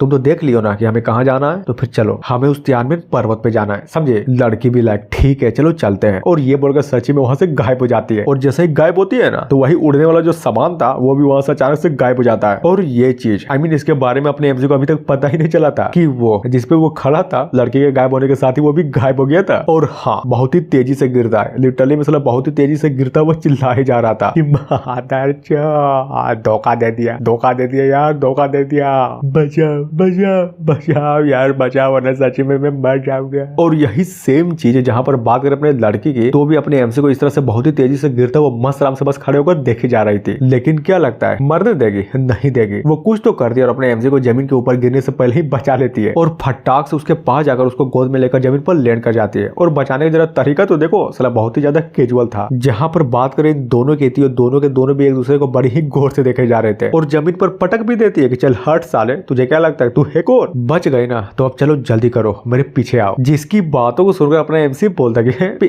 पीछे आओ, क्या मतलब है, क्या हम चल के तो नहीं जाने वाले है ना? हाँ तो फिर तुम्हें बताओ कैसे जाएंगे, क्या तुम्हारे पास सच में कोई रास्ता है क्या? अरे नहीं, मेरा कहने का मतलब ये था कि तुम तो उड़ ही सकते हो ना, तो फिर चल के जाने की क्या जरूरत? और अगर वैसे भी पैदल जाए ना तो साला पहुंचने में 10 दिन तो लग ही जाएंगे। हाँ लग तो जाएंगे, लेकिन इस वक्त हम लोग उड़ नहीं सकते, समझे? एमसी बोलता है पर क्यों क्यों यार क्यों, आखिर तुम क्यों नहीं उड़ सकती? लड़की बोलती है कि देखो अभी जो थोड़ी देर पहले तुमने देखा था ना, उसको आइस क्लाउड स्टेप कहते हैं, जो कि मेरे कल्टीवेशन का एक मेथड है। हाँ तो उसमें मैं क्या करूँ? और पहले ये बता कि तुम मुझे नाम क्यों बता रही हो? मैं कुछ नहीं जानता, मैं तो बस ये चाहता हूँ कि तुम मुझे उड़ाकर ले जाओ, समझे? और ये सुनकर वो जो लड़की थी ना, वो भी अपने एमसी को बहुत ही गौर से घूरे जा रही थी। जिसको इस तरह से अपने आप को घूरता हुआ देखकर अपने एमसी भी डरते हुए बोलता है कि क्या हुआ यार, आखिर तुम मुझे ऐसे क्यों देख रही हो? हा? वो बताती है कि देखो बात दरअसल ये है कि मैं तुम्हें उड़ाकर तो ले जा सकती हूँ, लेकिन तुम्हारी बॉडी बहुत ही ज्यादा कमजोर है। यानी कि मेरे कहने का मतलब ये है कि हवा का एक छोटा सा प्रेशर तुम्हारी बॉडी को पूरे के पूरे तरीके से डिस्ट्रॉय कर देगा। इधर अगर बात करें अपने एमसी की, तो वो भी लड़की की बातों को सुनकर मन ही मन सोचे जा रहा था कि हाँ बात तो बिल्कुल सही बोली है इस लड़की ने, साला इसके रफ्तार के साथ उड़ने का खतरा तो है, और ऊपर से मैं ठहरा नल्ला, यानी कि बिना कल्टीवेशन वाला लुंडा, तो जाहिर सी बात है कि ये बिल्कुल सच बोल रही है। तभी अचानक से अपने मेन कैरेक्टर के दिमाग में एक आइडिया आता कि 1 मिनट, हाँ अब याद आया, सुनो क्यों ना तुम मेरे लिए कंपेनियन ढूंढ देती हो ताकि उसके ऊपर बैठकर मैं अच्छे से सफर कर सकूं। तो बोलो क्या बोलती हो, है ना मस्त प्लान? हाँ? लड़की भी लाइक हाँ 1 नंबर प्लान। और ये सुनकर अपना एमसी भी पूरा का पूरा खुश और चली जाती है कि रुको 1 मिनट यहीं पर रुको, मैं भी तुरंत आई। एमसी सोचता कि चलो यार, ये लड़की जिंदगी में पहली बार मेरी बातों को बहुत ही जल्दी समझ पाई है। Good good good good. और अगर ये इसी तरह से मेरा ख्याल रखती रही ना तो मेरी जिंदगी बहुत ही ज्यादा आसान हो जाएगी। और वो सोच ही रहा था तभी अचानक से जंगल के बीच से लिटरली में ऐसा किसी के तो चिल्लाने की बहुत ही जोरों शोरों से आवाज आई जा रही थी, जिसको सुनने के बाद अपना एमसी भी पूरे तरीके से हक्का बक्का रह जाता है। तभी रंबलिंग स्टार्ट हो जाती है और जंगल के सारे जानवर भागे जा रहे थे। एमसी सोचता है कि 1 मिनट, आखिर ये क्या बकचोदी है, साला आखिर ये दहाड़ थी किसकी जो एक ही बार में जंगल के सारे जानवरों को भागने में इस तरह से मजबूर कर दिया। लेकिन सबसे इंपॉर्टेंट बात ये है कि आखिर ये लड़के किस तरह के जानवर को पकड़ने की कोशिश कर रही है। फिर क्या, इस बार अंदर से पिटने की आवाज आ रही थी और ये जो लड़की थी ना, ये बहुत ही जोरों शोरों से किसी को बहुत ही गंदे तरीके से पीट रही थी। ये बोलता है क्या हुआ, साला आवाज धीरे धीरे स्लो क्यों होती जा रही है? और अचानक से झाड़ियों में किसी को तो नोटिस करता है और जैसे झाड़ी हटती है ना तो ये था साला ये दोनों के दोनों थे। और अब जाकर पता चलता है कि एक्चुअली में चिल्लाने की आवाज किसकी आ रही थी। देखो गौर से देखो, और जानवर को तो देखो बहुत ही गंदे तरीके से पीटा था इसको। लड़की बोलती है कि ये लो, ये रहा तुम्हारा जानवर, जैसा कि तुमने बोला था, अब तुम इस पर बैठकर कहीं पर भी जा सकते हो, समझे? और ये सुनकर अपने एमसी का रिएक्शन तो देखो, साला पूरे तरीके से चौंका पड़ा था। जानवर भी लाइक साले तेरी माँ का, तो इसका मतलब तू ही है वो कमीना जिसके गान मस्ती के चक्कर में मेरे पूरे के पूरे आराम की माँ छूट गई। और ये बीस्ट ये चीज मेन कैरेक्टर को नहीं बल्कि ये बोले कि अपने मेन कैरेक्टर को देखते हुए अपने मन ही मन बोले जा रहा था, समझे? एमसी बोलता है कि यार पता नहीं क्यों, लेकिन इस जानवर को देखने के बाद मुझे ऐसे क्यों फील हो रहा है कि साला ये जानवर कोऑपरेटिव नहीं है। क्या कहा? कोऑपरेटिव नहीं है, लेकिन ये जानवर तो मुझे बहुत ही ज्यादा क्यूट लग रहा है। और मानना पड़ेगा साला जानवर भी बहुत ही ज्यादा हरहामी था, लिटरली में लड़के के सामने बहुत ही ज्यादा क्यूट बनने की कोशिश किया जा रहा था। तभी वो भी डंडे को निकालते हुए बोलती है कि चिंता मत करो, तुम्हें डर लग रहा है ना, इसको एक बार और सबक सिखा देती हूँ, फिर तुमसे गद्दारी करने के बारे में बिल्कुल भी नहीं सोचेगा। और ये बोलकर हाँ बिल्कुल उस जानवर को फिर से मार दिया और इस बार बहुत ही ज्यादा जोरों शोरों से मारती है, जहाँ पर वो भी बस चिल्लाए जा रहा था और थोड़ी ना कुछ कर पाता। सीन चेंज होता है उसी मंदिर पे जहाँ पर पहले मार हुआ था, नहीं समझे? अपने लड़की ने सबको काट डाला था वही मंदिर। और यहाँ पर लिटरली में 2 लोग आए हुए थे जो कि मरे हुए लोगों को बहुत ही गौर से देखे जा रहे थे। लड़का बोलता है कि गजब, थर्ड यंग मास्टर को जिसने भी किडनैप किया है ना वो सिंपल तो बिल्कुल भी नहीं है। क्या मतलब, कहीं तुम उसके बारे में तो नहीं बोल रहे हो ना? नहीं, बात वो नहीं है, लगता है कि तुम मेरी बातों को अच्छे से नहीं समझे। मेरा कहने का मतलब ये है कि इन लोगों को मारने के लिए यहाँ पर कोई शॉर्ट तकने का यूज नहीं हुआ है, बल्कि ये बोले कि शॉर्ट स्लेश का यूज हुआ है, वो भी बहुत ही ज्यादा ऑर्डिनरी स्लेश का। लड़की बोलती है तुम्हारे कहने का मतलब कोई फॉर्मेशन तो नहीं ना? हाँ हो सकता है, लेकिन जरा देखो तो इन सारे के सारे बंदों को सिर्फ एक सिंगल से स्टैक से मार डाला, तो इसमें दिक्कत की क्या बात है? ये तो तुम भी कर सकते हो ना। वेल क्या बोलूं, जहां तक बात है इन बंदे लोगों की तो हाँ सिंगल स्टैक में काट सकता हूँ, लेकिन जो बुद्धा की मूर्ति कटा हुआ ना उसको तो बिल्कुल भी नहीं काट सकता। यानी कि मेरे कहने का सिंपल मतलब ये है कि वो जो कोई भी है साला मुझसे बहुत ही ज्यादा पावरफुल है। और ये चीज तो तुम्हें पता ही होगी ना कि जो सबसे बड़के वाले यंग मास्टर है वो तीसरे यंग मास्टर के कारण शाही राजधानी से जिंगजन शहर की ओर पहले ही भाग चुके हैं, इसलिए जाओ और पहले इसके बारे में रिपोर्ट करो। हो सकता है कि थर्ड यंग मास्टर को किडनैप करने वाला कोई नॉर्मल पर्सन नहीं बल्कि ये बोल के ग्रैंड मास्टर बनने में कुछ ही दूर हो, या फिर हो सकता है कि ऑलरेडी ग्रैंड मास्टर हो। समझी मेरे बोलने का क्या मतलब था? लड़की बोलती है तो फिर तुम्हारा क्या, तुम क्या करने वाले हो? ज्यादा कुछ नहीं, मैं बस उसके पीछे जाऊंगा और ये देखना चाहता हूँ कि आखिर थर्ड यंग मास्टर को किडनैप करने के पीछे उसका मकसद क्या है। और अगर गौर से सोचूं ना तो कहीं ज्यादा दूर तक नहीं गए होंगे, बल्कि आसपास ही होंगे। इसलिए जाओ, मैंने जो बोला बस वो करो और हाँ अपना ध्यान रखना। और ये बोलकर वो लड़का फाइनली बहुत ही स्पीड से अपने हीरो की ओर बढ़ जाता है। अब बातें हैं इधर अपने जानवर की ओर, जिसको बहुत ही गंदे तरीके से पड़ी थी और उसके ऊपर ये दोनों बैठे पड़े थे, या फिर ये बोले कि एक बैठा था और एक खड़ा था और ये जानवर रोते हुए चले जा रहा था। एमसी बोलता कि यार ये क्या बकचोदी है, अगर ये जानवर मुझे खाने की कोशिश करे तो तब क्या होगा, मैं तो मर जाऊंगा ना। साला बहुत ही ज्यादा खतरा इसके साथ चलने में। लड़की भी लायक चिंता मत करो, जब तक मैं हूं ना ये तुम पर बिल्कुल भी अटैक नहीं करेगा। ठीक है, अब जब तुम इतना बोल ही रही हो तो मान लेता हूँ, लेकिन हाँ अनसेफ तो साला अभी भी फील हो रहा है मुझे। और वो बोल ही रहा था तभी अचानक से अपने एमसी के दिल में लिटरली बहुत ही बड़ा झटका लगता है, जिसको इस तरह से परेशान होता हुआ देखकर उधर लड़की भी चौंकते हुए बोलती है कि क्या हुआ, तुम ठीक तो हो ना, आखिर तुम्हें हो क्या रहा है। एमसी सोचता है कि नहीं बिल्कुल भी नहीं, मुझे पता इस गेम के रिकॉर्ड के बारे में मुझे इतना तो पता है कि साला इस यंग मास्टर का शरीर बहुत ही ज्यादा कमजोर है और इतनी कमजोर बॉडी के ऊपर ये बीमारी, तेरी की ये मैं कहाँ फंस गया। और ये सोचकर जैसे ही अपना एमसी जमीन पर गिरने ही वाला था तभी अचानक से अपनी जो लड़की थी ना वो अपने एमसी को जमीन पर गिरने से पहले ही बचा लेती है। अब बातें हैं थोड़ी देर बाद, बल्कि ये बोले साला बहुत देर बाद मेन कैरेक्टर की आंखें खुलती है और वो पूरा का पूरा चौका पड़ा था। और जैसा ही उठता है ना तो उसको उठता हुआ देखकर लड़की बोलती कि ओ तो फाइनली तुम उठ ही गए, चलो अच्छी बात है। एमसी पूछता है कि क्या हुआ, तुम वहां पर क्यों बैठी हो और जरा ये भी बता दो कि आखिर में कितने समय से बेहोश था। वो बताती है कि तुम लगभग 4 दिनों से बेहोश थे। जहाँ पर वो भी उस लड़की की बातों को सुनकर सिस्टम को खोलते हुए मन ही मन सोचे जा रहा था कि धत तेरे की, अब साला ये क्या बकचोदी है। मैंने इस गेम को इतने अच्छे तरीके से खेल रखा है, लेकिन इसके बारे में तो इस गेम में कहीं भी जिक्र नहीं है कि मैं लगभग 4 दिनों से बेहोश था। कहीं ऐसा तो नहीं ना कि किसी बंदे ने मुझे लिटरली में जहर दे दिया, या फिर शायद ऐसा भी तो हो सकता है कि मैं कुछ ज्यादा खतरनाक लेवल का स्पेशल कॉन्स्टिट्यूशन को अवेकन भी कर लूं, जस्ट लाइक टू सोड एम्ब्रायो या फिर स्पिरिट बॉडी या फिर साला डिवाइन सोल बोल। और वो ये सब कुछ सोचकर खुश हो ही रहा था तभी हमें अपने लड़की को दिखाया जाता है जो कि अचानक से अपने एमसी के पीछे आ गई थी और बोलती कि साले इस तरह से पागलों की तरह हंसना बंद कर, समझा। जिसकी बातों को सुनकर अपने एमसी भी पूरी तरीके से चौंक जाता है। तभी बताया जाता है कि जब भी कोई बंदा प्रिमोडियल ओरिजिन रियल में एंटर करता है ना तो इस दुनिया का मार्शल आर्ट उसके ब्लड को रिबर्थ होने की प्रिंसिपल देता है। यानी कि कहने का मतलब ये है कि इस पावर को मिलने के बाद उसकी पूरी की पूरी बॉडी इंडिस्ट्रक्टिबल हो जाती है और वो बंदा अगर चाह लेना तो साला किसी की बॉडी पर बहुत ही आसानी से कब्जा भी कर सकता है। और डर जाता है अपने एमसी लिटरली में सारी की सारी बातों को सोचने के बाद डर जाता है कि नहीं नहीं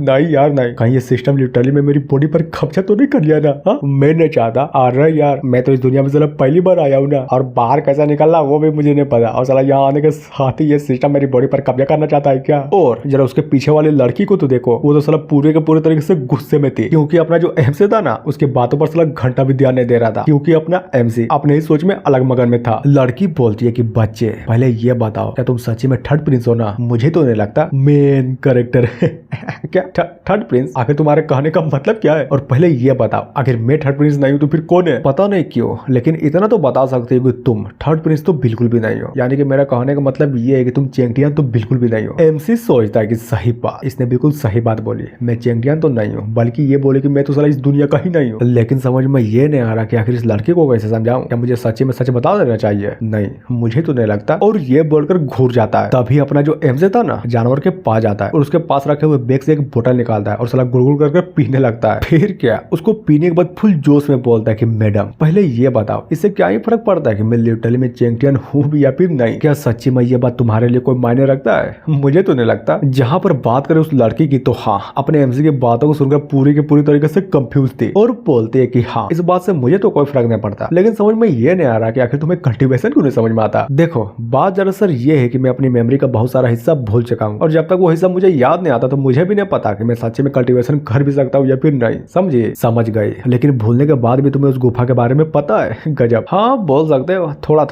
थोड़ा याद था इसलिए बता दिया था, नेचुरली टाइप का। तो फिर ये बताओ जब तुम्हारी याददाश्त सच्ची में इतनी अच्छी नहीं है तो शॉर्ट साइड के मैटर के बारे में तुम्हें इतना कुछ कैसे पता। और ये सुनकर अपना एमसी भी चौंक जाता है कि क्या क्या बोली तुमने। यार देखो अगर तुम्हें सच्ची में मुझ पर भरोसा करना है तो करो, अगर नहीं करना है तो मत करो, लेकिन प्लीज मेरी याददाश्त का मजाक तो मत उड़ाओ। अब मुझे शॉर्ट साइड के मैटर के बारे में थोड़ा मोड़ा कुछ पता है तो फिर उसमें मैं क्या कर सकता हूँ। उधर लड़की भी अपने एमसी की बातों को सुनकर फाइनली अपने डंडे को भी बाहर निकाल लेते कि क्या कहा तुमने, तुम क्या कर सकते हो और तुम्हें नहीं पता। अरे यार सच्ची में माँ का सब मुझे नहीं पता, सच बोल रहा हूँ मैं। और वैसे भी तुम शॉर्ट साइड के डिस्ट्रक्शन को रोकना चाहती हो ना तो प्लीज अपना माइंड बिल्कुल भी मत बदलना, वरना मैं तुम्हारी घंटा भी हेल्प नहीं कर सकता। और ये सुनकर वो लड़की भी सच्ची में शांत हो जाती है। लेकिन क्या कहानी में ट्विस्ट, साला पूरा का पूरा जमीनी अचानक से हिलने लगता है और ये देखकर वहाँ पर खड़े सारे के सारे बंद है। इनफेक्ट ये बोले कि वो जानवर भी पूरी तरीके से हिला पड़ा था, जहाँ पर एमसी भी उस जानवर को धरते हुए बोलता है कि बाप रे ये क्या हो रहा है, साला कोई भूकंप है क्या। लड़की भी लाइक नहीं, ये भूकंप नहीं है, बल्कि यहाँ पर कोई तो आ रहा है। और हाँ, कोई तो था जो कि सच्ची में यार साला बहुत ही ज्यादा बड़ा था। लड़की बोलती है कि लो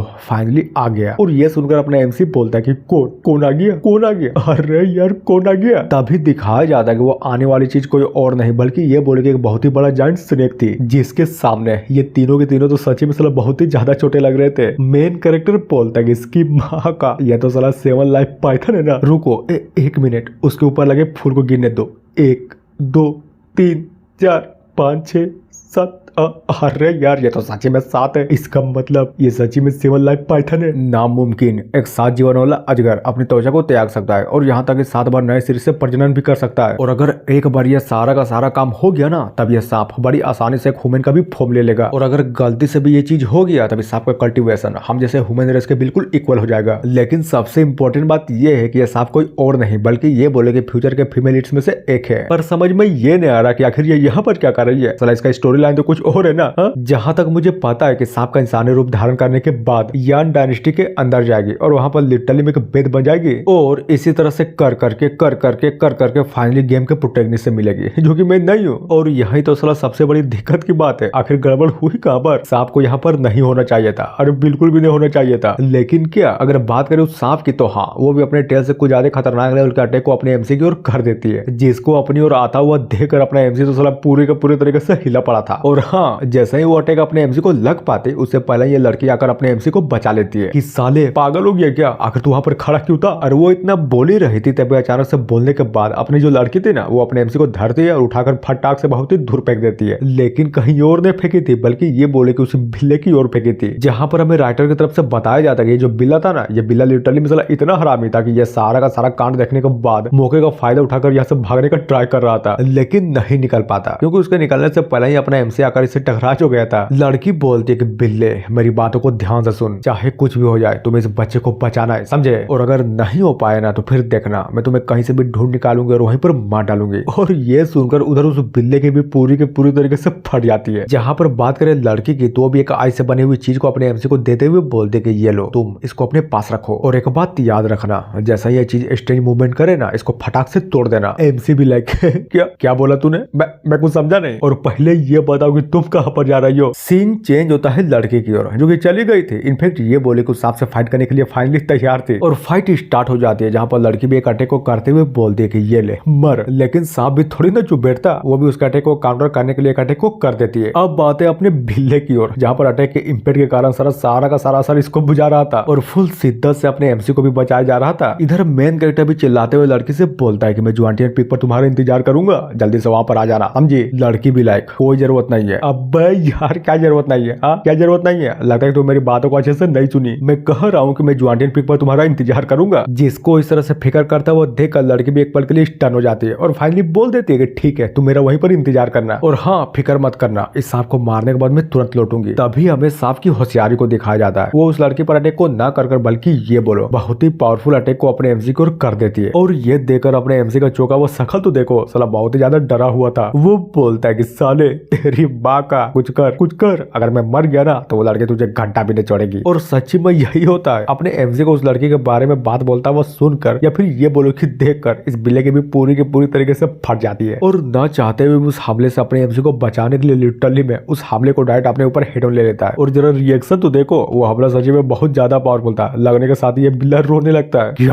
भाई जो चाहे कुछ भी हो जाए, जिंदा रहने तो इस बच्चे को बचाना पड़ेगा। तभी हमें उस सांप को दिखाया जाता है, जो कि अपने एमसी पर हमला करने के लिए बहुत ही स्पीड से अपने एमसी के बहुत ही करीब पहुंच जाता है। मेन कैरेक्टर गया यार गया, आप दे बचने वाला, लेकिन नहीं होता। साला अटैक घंटा भी नहीं होता है, क्योंकि उसका अटैक करने से पहले अपनी जो लड़की थी ना, उससे पहले अपनी लड़की धड़ाम से एक पावरफुल अटैक उस पर कर देती है। और जरा हमले का इम्पैक्ट तो देखो, सांप ढम से कर जमीन पर टकराता है। बिल्ला भी लाइक भाग भाई, भाग वरना ये मार डालेगी। जहां पर बात करें अपने एमसी की, तो भी ये सारा का सारा कांड देखने के बाद मन ही मन सोचे जा रहा था कि नहीं, बिल्कुल भी नहीं। क्या ये लड़की सच्ची में चाहती थी कि मैं मर जाऊं। हूँ। लेकिन सबसे इम्पोर्टेंट बात ये है कि आखिर ये सांप मुझे क्यों मारना चाहती थी। और इतना बोलने के साथ ही हमें उस सांप को दिखाया जाता जो कि कुछ ज्यादा खतरनाक लेवल का एक पावरफुल अटैक उस लड़के पर करने के लिए तैयार था। लेकिन लड़की भी थोड़ी ना चुप बैठती, वो भी अटैक को करने के लिए फाइनली अपने सूट को ऊपर उठा लेती है और बूम से अटैक को कर देती है, जहां पर लिटरली में यार बहुत ही बड़ा धमाका होता है। और इन सब मुसीबतों से बचने के लिए अपने बिल्ले को तो देखो, वो खुद की इनफैक्ट ये बोली कि अपने मेन कैरेक्टर की जान को बचाने के लिए सही में बहुत ही तेजी से भागे जा रहा था। एमसी सोचता है कि मिस रेन चाहे कुछ भी हो जाए बस मरना मत, क्योंकि तुमने मुझे वादा किया था ज्वांटेन क्लिफ के ऊपर पहुंचाने का, और मुझे वहां पर पहुंचाए बिना तो तुम नहीं मर सकती, बिल्कुल भी नहीं मर सकती, समझी। अब बात है थोड़ी देर बाद जहां पर ये बिल्ला और अपना मेन कैरेक्टर दोनों के दोनों एकदम सेफ जगह पर पहुंच चुके थे। और रही बात अपने मेन कैरेक्टर की, तो वो भी सामने का नजारा देखकर पूरे के पूरे तरीके से हिला पड़ा था कि क्या ये नहीं हो सकता, नहीं ये नहीं हो सकता। और अब जाकर पता चलता कि एक्चुअली में अपना एमसी चौका क्यों था, क्योंकि वो जिस पहाड़ के ऊपर जाना चाहता था ना, वो पहाड़ और उसका गुफा पूरे के पूरे तरीके से डिस्ट्रॉय हो चुका था। और ये सब अपना एमसी भी बस खड़े होकर गौर से देखने के अलावा कुछ भी नहीं कर रहा था। समझ गया, इसका मतलब ये तो साला एक सोड इंटेंट है, यानी कि किसी बंदे ने सिर्फ एक ही सिंगल सोड स्ट्राइक से इस पूरे के पूरे दरवाजे को ही नष्ट कर दिया। पर सोचने की बात तो ये है कि ऐसी शक्ति का अस्तित्व वास्तव में अगर अस्तित्व में है तो क्या ग्रेट यानी इंपीरियल कोर्ट में उतरी युद्ध का देवता जो कि मेरे पिता के खिलाफ खड़ा है, क्या वो सच्चे में इस आदमी के सामने अपने आप को हंसी का पात्र नहीं समझेगा? हा? और रही सबसे इंपॉर्टेंट बात की, तो इससे कोई फर्क नहीं पड़ता कि तुम्हारी सेना कितनी पावरफुल है। जब भी तुम्हारा सामना किसी ऐसे पावरफुल बंदे से होगा तब तुम देखने के अलावा कुछ भी नहीं कर सकते, कुछ भी नहीं कर सकते, क्योंकि जब तुम उसे हरा ही नहीं सकते तो बस खड़े होकर खुद के मौत का इंतजार ही तो कर सकते हो। और वो इतना सोच ही रहा था तभी अचानक से अपने मेन कैरेक्टर के नाक से ब्लीडिंग होने लगती है। और इसकी ब्लीडिंग को देखकर साला इस बिल्ले की भी पूरी तरीके से फटी पड़ी थी।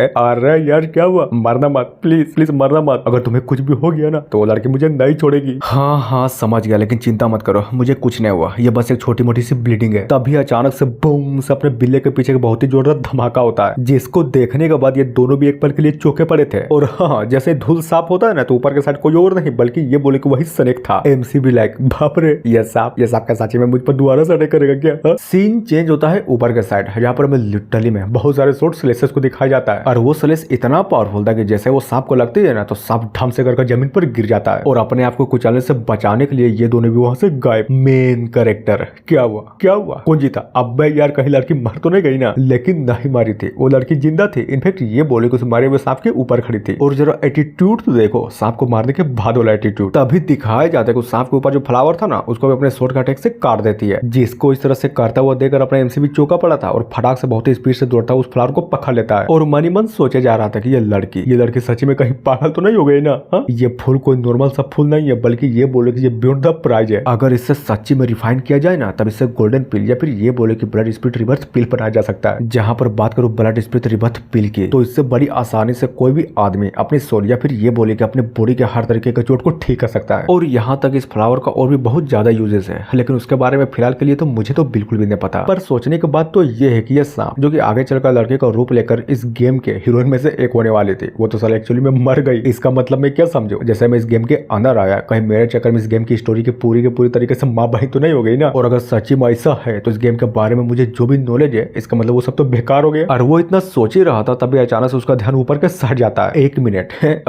ये क्या, ये लड़की आखिर करने के जाती है? तभी दिखाया जाता है कि वो जो लड़की थी ना, वो सांप से फाइट करने के चक्कर में पूरी के पूरी तरीके से एक जोश हो चुकी थी और लड़खड़ाते हुए बेहोश होकर जमीन की ओर गिरने लगती है। और हाँ, जिसको इस तरह से गिरता हुआ देखकर अपना एमसी भी बहुत ही स्पीड से उस लड़की को तोड़ने लगता है और एट द एंड उस लड़के को धरकर बचा लेता है और चिल्लाए जा रहा था कि क्या हुआ, अबे यार क्या हुआ, तुम ठीक तो हो ना? अब बात है थोड़ी देर बाद जहाँ पर फाइट हुई थी ना, वहाँ पर अचानक से दो लोगों की एंट्री होती है और ये दोनों कोई और नहीं बल्कि ये बोले कि वही दोनों थे, वही लड़का और लड़की जो कि अपने एमसी का पीछा किए जा रहे थे। लड़का बोलता है कि गजब, ये तो बहुत ही ज्यादा अच्छा हुआ कि मैंने यंग मास्टर का पीछा अकेले नहीं किया। मेरा सोचना बिल्कुल सही था कि हाँ, तुम एक बार रिपोर्ट कर आ जाओ, फिर हम दोनों मिलकर इन लोगों का पीछा करेंगे। लड़की भी लाइक, मुझे विश्वास नहीं हो रहा, ये तो 6 रिवोल्यूशन 7 लाइफ पाइथन है ना, जो कि ह्यूमन फॉर्म से सिर्फ एक कदम दूर थी, लेकिन देखो तो मर गई। जिसकी बातों को सुनकर बंदा बोलता है कि तो इसका मतलब तुम समझ ही गई ना, ऐसी फॉरबिडन बिंग को मारने के लिए इस लेवल का सोर्ड आर्ट सिर्फ एक ही पर्सन के पास है। और वो पर्सन, हाँ बिल्कुल, वो पर्सन कोई और नहीं बल्कि ये बोलो कि रेन किंगमो है, वो भी शॉर्ट सेक्स से। क्या मतलब, कहीं तुम्हारे कहने का मतलब ये तो नहीं ना कि हमारे थर्ड यंग मास्टर को किडनैप करने वाला कोई और नहीं बल्कि रेन किंगमो है? यार देखो, मैं फिलहाल के लिए पूरी तरीके से श्योर तो नहीं हूँ, लेकिन हाँ, इस तरह के आतंक को देखने के बाद मुझे तो वही लगती है। सुनो, जितनी जल्दी हो सबसे बड़े वाले यंग मास्टर को इन्फॉर्म करो, समझे? और हाँ, इस जगह का लोकेशन भी बता देना। लड़की बोलती है क्या मतलब, हमने थर्ड यंग मास्टर को तो अभी तक ढूंढा भी नहीं है और आप बोल रहे हैं कि बड़के वाले को इन्फॉर्म कर दो, पर क्यों? बंदा बोलता है क्योंकि हमने ऑलरेडी थर्ड यंग मास्टर को ढूंढ लिया। देखो जिसने थर्ड यंग मास्टर का अपहरण किया है ना, वो छिपने की कोशिश तो बिल्कुल भी नहीं कर रहा। इनफेक्ट ये बोले कि पूरा का पूरा सीधा जा रहा है। ध्यान से देखो, जरा गौर से सोचो, मैंने जो कुछ भी अभी तक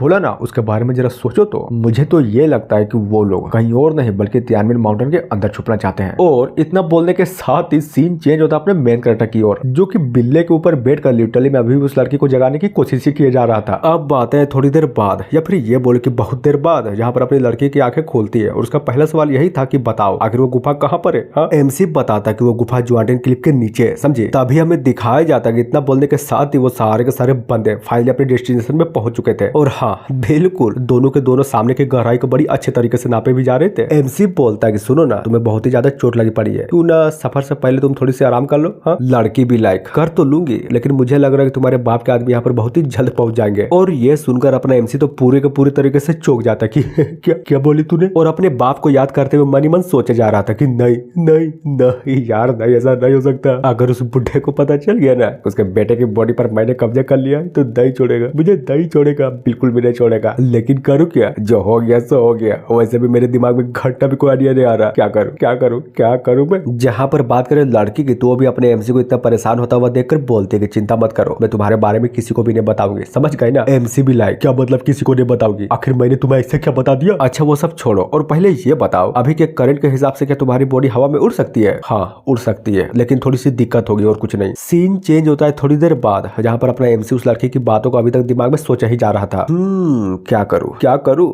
क्या करूँ यार, क्या करूँ। यहाँ पर रुका तो उसमें भी खतरा, यहाँ से चला जाऊंगा तो उसमें भी खतरा, और ऊपर से सबसे इंपॉर्टेंट बात यह है कि लड़की ऑलरेडी इंजर्ड है। कुछ तो सोचना ही पड़ेगा, चाहे वो छोटी से छोटी ही चीज क्यों ना हो, लेकिन सोचना तो जरूर पड़ेगा। 1 मिनट, हाँ आइडिया आइडिया। और ये बोलकर लड़की को बहुत ही गौर से घूरे जा रहा था। फिर क्या पास जाता है और साला पूरा का पूरा कंप्लीट गोद में ही उठा लेता है। लड़की बोलती है साले आखिर तू करना क्या चाहता है। मेन कैरेक्टर कुछ नहीं, चलो एक काम करते हैं, क्यों ना हम दोनों मिलकर एक शर्त लगाते हैं। हाँ क्या बोलती हो। बिल्कुल सिंपल है, और वो शर्त ये है कि अगर हम लोग जिंदा बच गए तो तुम्हें मेरे लिए काम करना पड़ेगा, तो बोलो मंजूर है। तभी हमें लड़की को दिखाया जाता है जो कि अपने एमसी की बातों सुनकर उसका पहला पूरा का पूरा ध्यान उस खाई के अंदर जाता है और फाइनली बोल देती है कि नहीं नहीं बचने वाले, हम दोनों तो पक्का मरेंगे, देख लेना। जिसकी बातों को सुनकर अपने एमसी भी भड़कते हुए बोलते कि साली तेरी पाका अपना मुंह बंद रख, समझी, पहले ट्राई तो करने दे, पनौती मत मार। तभी फुल एटीट्यूड में बोलता है और हाँ देखना हम दोनों जरूर बचेंगे, लेकिन ये भी याद रखना कि शर्त लगी पड़ी है, बाद में मुंह करना नहीं, समझ गई ना। लड़की बोलती है कि चिंता मत करो, अगर हम दोनों बच गए तो मैं तुम्हारी शर्तों को पूरा करूंगी। ये हुई ना बात, तो डील डन। फिर क्या, ना देखता है आओ और ना देखता है ताओ, अपना जो एफसी था ना उस लड़की को गोद में उठाकर अचानक से उस खाई के अंदर ही कूद जाता है। और हाँ बिल्कुल अपने आंखों के सामने ये सब कुछ होता हुआ देखकर उस बिल्ले की भी पूरी तरीके से फट जाती है। उधर अगर बात करें अपने एमसी की, तो अभी खाई के अंदर गिरते हुए मन सोचे जा रहा था कि अगर मुझे अच्छे से याद है तो इस लड़की का फॉर्चून 93 है ना, और अगर ये सच्ची में सच है तो मुझे चिंता करने की कोई भी जरूरत नहीं है। और ये सोचकर उस खाई के अंदर बहुत ही तेजी से गिर ही जा रहा था। अब बातें हैं बाहर की ओर, जहाँ पर लिटरली मेरे बहुत सारे बंदों की एंट्री होती है, और इतने सारे बंदों के यहाँ पर आने का कारण कोई और नहीं बल्कि ये बोलो कि ये बंदा था। ये बोलता है कि गुड, आखिरकार आप लोग यहाँ पर आ ही गया, चलो अच्छी बात है, वैसे भी मैंने पहले ही थर्ड यंग मास्टर को ढूंढ लिया है। तभी उनमें से एक बोलता है लेकिन क्या ही फायदा, वो लड़की तो हमारे यंग मास्टर को लेकर पहाड़ों के नीचे ही कूद गई है ना, और इतना धुंध होने के कारण हम अपनी स्पिरिचुअल एनर्जी से उन लोगों का पता भी नहीं लगा सकते। गजब। जहाँ पर लाल बालों वाला बंदा भी उसके करीब जाते हुए बोलते हैं छोड़ो यार भाड़ में गए वो लोग, और पहले ये बताओ तुम कैसे हो, ठीक तो ना। हा? और सबसे इम्पोर्टेंट बात, मैंने ये भी सुना है कि सफर के दौरान तुम क्राउन प्रिंस के ऊपर डोरे डाल रही थी, तो बताओ क्या चल रहा है, आखिर तुम्हारे दिमाग में प्लान क्या है। जहाँ पर लड़की भी उसकी बातों को सुनकर अचानक से पूरी के पूरी तरीके से ब्लश करने लगती है और फटकार देती है, उस लड़के को पूरे के पूरी तरीके से फटकारी देती है। तभी बोलती है क्या तुम जानते भी हो सबसे बड़के वाले यंग मास्टर ज्वांटिन क्लिफ के नीचे ऑलरेडी जा चुके हैं। हाँ तो क्या करूँ, नाचू मैं, जा चुके हैं तो जा चुके हैं, उसमें मुझे क्या, हमारा काम था थर्ड यंग मास्टर का पता लगाना, जो कि हमने ऑलरेडी लगा दिया है, समझ गई ना। हाँ लगा तो दिए हो, लेकिन उस लड़की का क्या जो कि थर्ड यंग मास्टर के साथ है, आई मीन वही रेन किंगमो, जिसकी बातों को सुनकर इधर ये भी परेशान होते हुए मन ही मन सोचे जा रहा था कि धत तेरे की बात तो इस लड़की ने भी बिल्कुल सही बोली है, लड़की है तो बहुत ही ज्यादा पावरफुल, और ऊपर से उसने थर्ड यंग मास्टर को किडनैप करके रखी है, कहीं कोई बड़ी दिक्कत तो नहीं होने वाली है ना। और वो इतना सोच ही रहा था तभी अचानक से वहां पर खड़े सारे सारे बंदे को किसी का आने का तो अचानक से एहसास होता है, और वो बंदा कोई और नहीं बल्कि ये बोले कि ये दोनों थे, जिनमें से एक लड़का था तो दूसरी लड़की, जिसको देखने के बाद पीछे वाले सारे के सारे बंदे भी ग्रीट करते हुए बोलते हैं कि यंग मास्टर आपका यहाँ पर वेलकम। और अब जाकर बताया जाता है ये बंदा कोई और नहीं बल्कि ये बोले कि प्राइम मिनिस्टर का सबसे बड़का वाला बेटा था, या फिर ये बोले कि अपने एमजी का सबसे बड़का वाला भाई, जिसका नाम जू चागे था। बंदा सोचता है कि गुड रेन किंग मोना, हाँ मुझे उम्मीद नहीं थी कि ये लड़की लिटरली में पहाड़ के नीचे फॉर्मेशन को लगाकर बैठी पड़ी होगी। तभी ये भी अचानक से पीछे के साइड वाले बंदों को फुल रिस्पेक्ट देते हुए बोलता है कि चिंता मत करो, ये फॉर्मेशन ज्यादा देर तक नहीं टिकने वाला, समझ गई ना, बस तैयार रहो, जैसे फॉर्मेशन टूटेगा ना और फॉग हटेगा हम लोग अपने प्लान को एग्जीक्यूट कर देंगे। और हाँ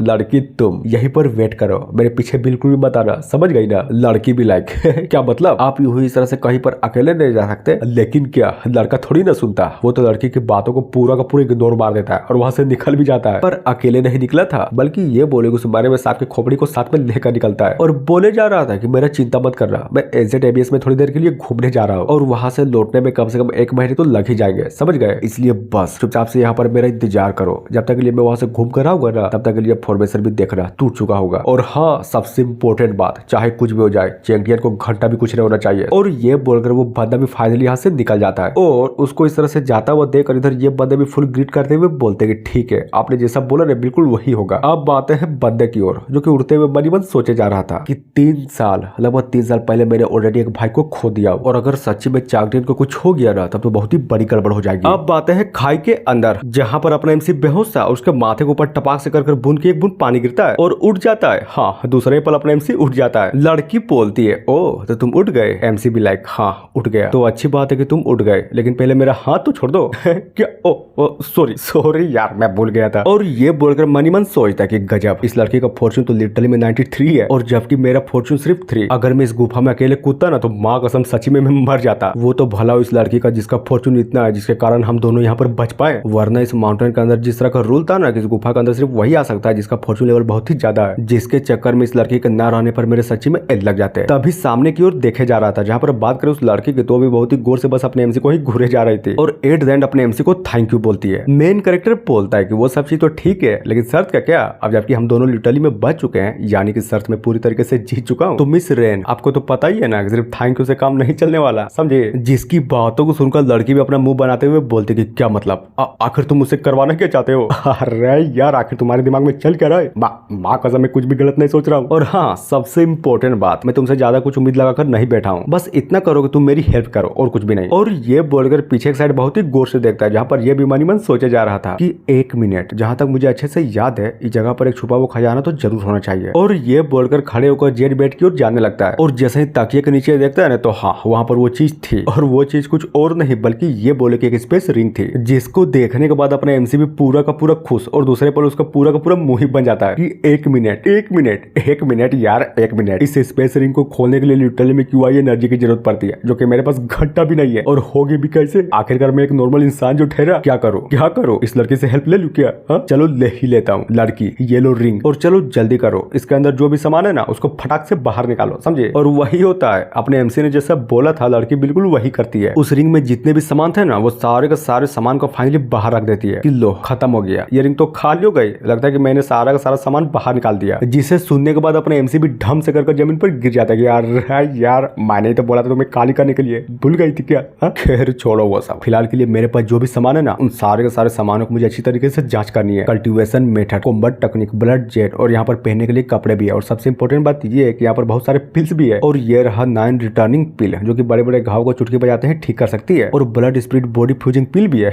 गजब, यानी कि मैं अपने सोल को अपने बॉडी के साथ बहुत ही अच्छे तरीके से फ्यूज कर सकता हूँ। और रही बात कल्टीवेशन मेथड की, तो ये तो मेरे लिए बहुत ही बड़ी काम की चीज है। जब एक बार मेरा सोल मेरी बॉडी के साथ अच्छे से फ्यूज हो जाएगा ना तब मैं अपनी कल्टीवेशन को भी बड़ी आसानी से कर सकता हूँ। और ये सोचकर फाइनली उस लड़की को पिल देता है कि ये लो, इसे कहते हैं 9 रिटर्निंग पिल जो कि तुम्हारी चोटों को बड़ी आसानी से ठीक कर देगी, समझी। लेकिन हाँ बस इतना ही, इससे ज्यादा मैं घंटा भी कुछ नहीं देने वाला, इसलिए बस पिल खा और अपने चोट को ठीक कर। और ये क्या है, ये जेड बॉक्स, ये मेरे किसी काम का नहीं है। लड़की एक काम कर, ये ले, इसको भी अपने पास रख और खुश हो जा, समझ ले कि तुझे एक बहुत ही बड़ी गिफ्ट मिली है। तभी हमें लड़की को दिखाया जाता है जो कि अपने एमसी की बातों को सुनकर बस उसको ही घूरे जा रही थी और अचानक से अपने हाथों को अपने अरमानों की ओर बढ़ाने लगती है, जिसको इस तरह से करता हुआ देखकर अपने एमसी भी एक पल के लिए चौंका पड़ा था कि अरे यार आखिर तुम करने का चाहती हो, मेरी माँ मैं उस किस्म का इंसान नहीं हूँ, समझ। और अब जाकर पता चलता है कि एक्चुअली में कर रही थी वो जो सांप वाला फूल था ना उसी को अपने अरमानों से बाहर निकाल रहे थे और कुछ भी नहीं। लड़की बोलती कि क्या मैं क्या कर रही हूँ, मैं तो उसके बदले इस फूल को देना चाहती हूँ। ओह माय गॉड, तो ये था मतलब, अब समझा। मैं तो साला डर गया था, लेकिन समझ में ये नहीं आ रहा कि इस लड़की ने इस फूल को निकाला कब, ये फूल तो मेरे पास था ना। 1 मिनट, हाँ अब याद आया, जब मैं बेहोश था तब इस लड़की ने तब उस फूल को बाहर निकाला होगा। और इतना सोचने के बाद बोलता है कि ठीक है, एक काम करो, उस फूल को उस स्पेस रिंग के अंदर डाल दो। लड़की भी लाइक ठीक है, और ये बोलकर उस फूल को उस स्पेस रिंग के अंदर डाल देती है। अब बात है थोड़ी देर बाद, जहाँ पर अपने एमसी उन सारे के सारे चीजों को लेने के बाद फाइनली जेट टैबलेट के ऊपर बैठ जाता है और बहुत ही गौर से उन सारे के सारे चीजों को देखे जा रहा था। जहाँ पर बात करें अपने एमसी की, तो वो भी एक तकनीक वाली बुक को देखते हुए मन ही मन सोचे जा रहा था,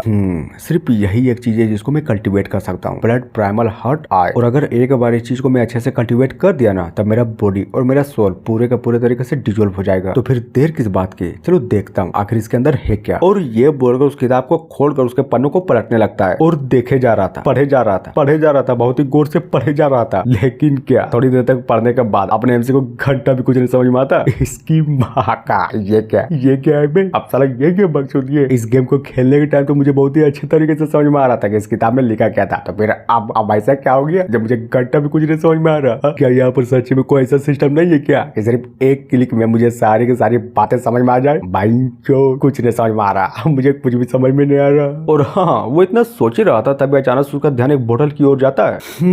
इतना टेंशन लेने के बाद ये रहा ब्लड स्पीड बॉडी फ्यूजिंग पिल। अगर इसको सच्ची में खा लो तो मेरा शरीर ढम से कर फट तो नहीं जाएगा ना। एक काम करता हूँ, इस पिल को भी साथ ले लेता हूँ। इन पिल और ब्लड स्पीड बॉडी फ्यूजिंग पिल, अगर इन दोनों को साथ में ले लो तो शायद हो सकता है कि कुछ ज्यादा बेटर इफेक्ट हो। मुझे भी नहीं पता कि अब आगे क्या होने वाला है, लेकिन इतना तो मुझे पता है जैसे मैं इसको खाऊंगा ना, मेरे शरीर पे बहुत ही गंदा इफेक्ट पड़ेगा। या फिर ये बोलो कि ये पिल, इसका सीधा सीधा असर मेरे मेरिडियंस पर ही पड़ेगा। जहाँ पर एक तरफ मेरे मेरिडियंस पूरे के पूरे तरीके से डिस्ट्रॉय हो जाएंगे, वहीं पर दूसरी तरफ ये इन पिल अपना काम बहुत ही अच्छे तरीके से करेगा। और जब एक बार ये सारा का सारा काम अच्छे से हो जाएगा ना, तब देखना मेरा सोल इस बॉडी के साथ बहुत ही अच्छे तरीके से जुड़ जाएगा। हालांकि कुछ गतिविधियां होने की संभावना तो है, लेकिन भगवान करे कि कुछ गड़बड़ ना हो सो ही अच्छा है, वरना माँ को बहुत ही बड़ी दिक्कत हो जाएगी। मेरा शरीर और मेरी आत्मा एक होना तो दूर की बात, सब पूरे के पूरी तरीके से डिस्ट्रॉय हो जाएगी। लेकिन एक बार सक्सेसफुल हो गया ना, तो मैं एक टाइम पर 127 मेरिडियंस को ओपन कर लूंगा। पर एक मिनट, ये चीज सिस्टम में है भी या फिर नहीं? चलो चेक करके देखता हूँ। नहीं,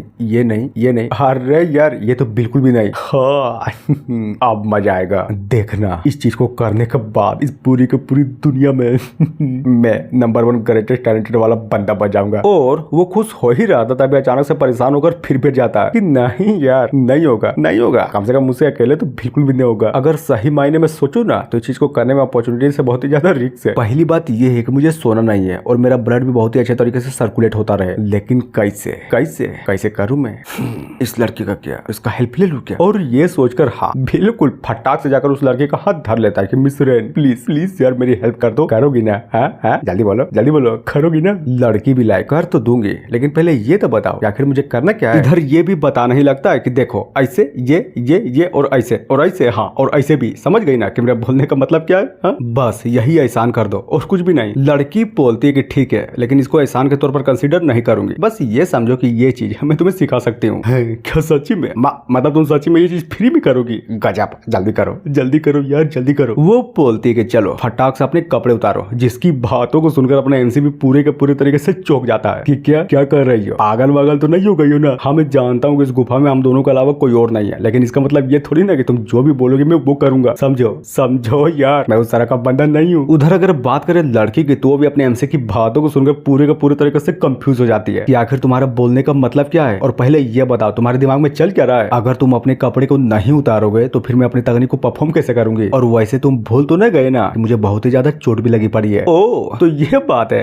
अरे यार, ये चीज तुम्हें पहले बतानी चाहिए थी ना, मैं तो साला कुछ और ही सोच रहा था। और ये बोलकर अपने कपड़े को धीरे धीरे कर उतारने लगता है और एट द एंड अपने पेंट को भी उतारने की कोशिश किया जा रहा था कि चलो अब बारी है इसको उतारने की। जिसको इस तरह से करता हुआ देखकर वो जो लड़की थी ना, वो भी पूरे के पूरे तरीके से भड़क जाती है कि कमीने कहीं के, आखिर तू करने क्या चाहता है? एमसी भी लाइक क्या पेंट को नहीं उतारना था? Oh sorry. तभी वो जो लड़की थी ना, वो भी फाइनली अपने एमसी को जेड वाले पत्थर पर लेटने के लिए बोल देती है और अचानक से उसके नाभि को छूते हुए बोलती है कि देखो जरा ध्यान से मेरी बातों को सुनो, अब मैं अपनी क्यूआई को तुम्हारी बॉडी के अंदर डालूंगी, समझ गए ना? बस तुम्हें करना ये है कि उसको फील करो और सीखने की कोशिश करो, समझ गए ना कि मेरा बोलने का मतलब क्या था? समझ गया। और सच्ची में वही करती है जो अपने एमसी को बोली थी, अपनी क्यूआई को धीरे धीरे कर अपने एमसी के बॉडी में डालने लगती है और ये चीज अपने एमसी को भी फील हो रही थी। लेकिन क्या कहानी में ट्वीट, ये चीज जो थी ना, ये चीज इतना भी सिंपल नहीं थी जितना ये सोच रहा था। बहुत दर्द करता है लिटरली मेरा इतना दर्द करता है कि अपना एमसी का पिछवाड़ा फट कर डायरेक्ट उसके मुंह में आ जाता है। अब बात है थोड़ी देर बाद, जहाँ पर ये सारा का सारा कांड एक्चुअली में हो गया था। लड़की बोलती है तो बताओ, तुम समझ गए ना? हाँ समझ गए,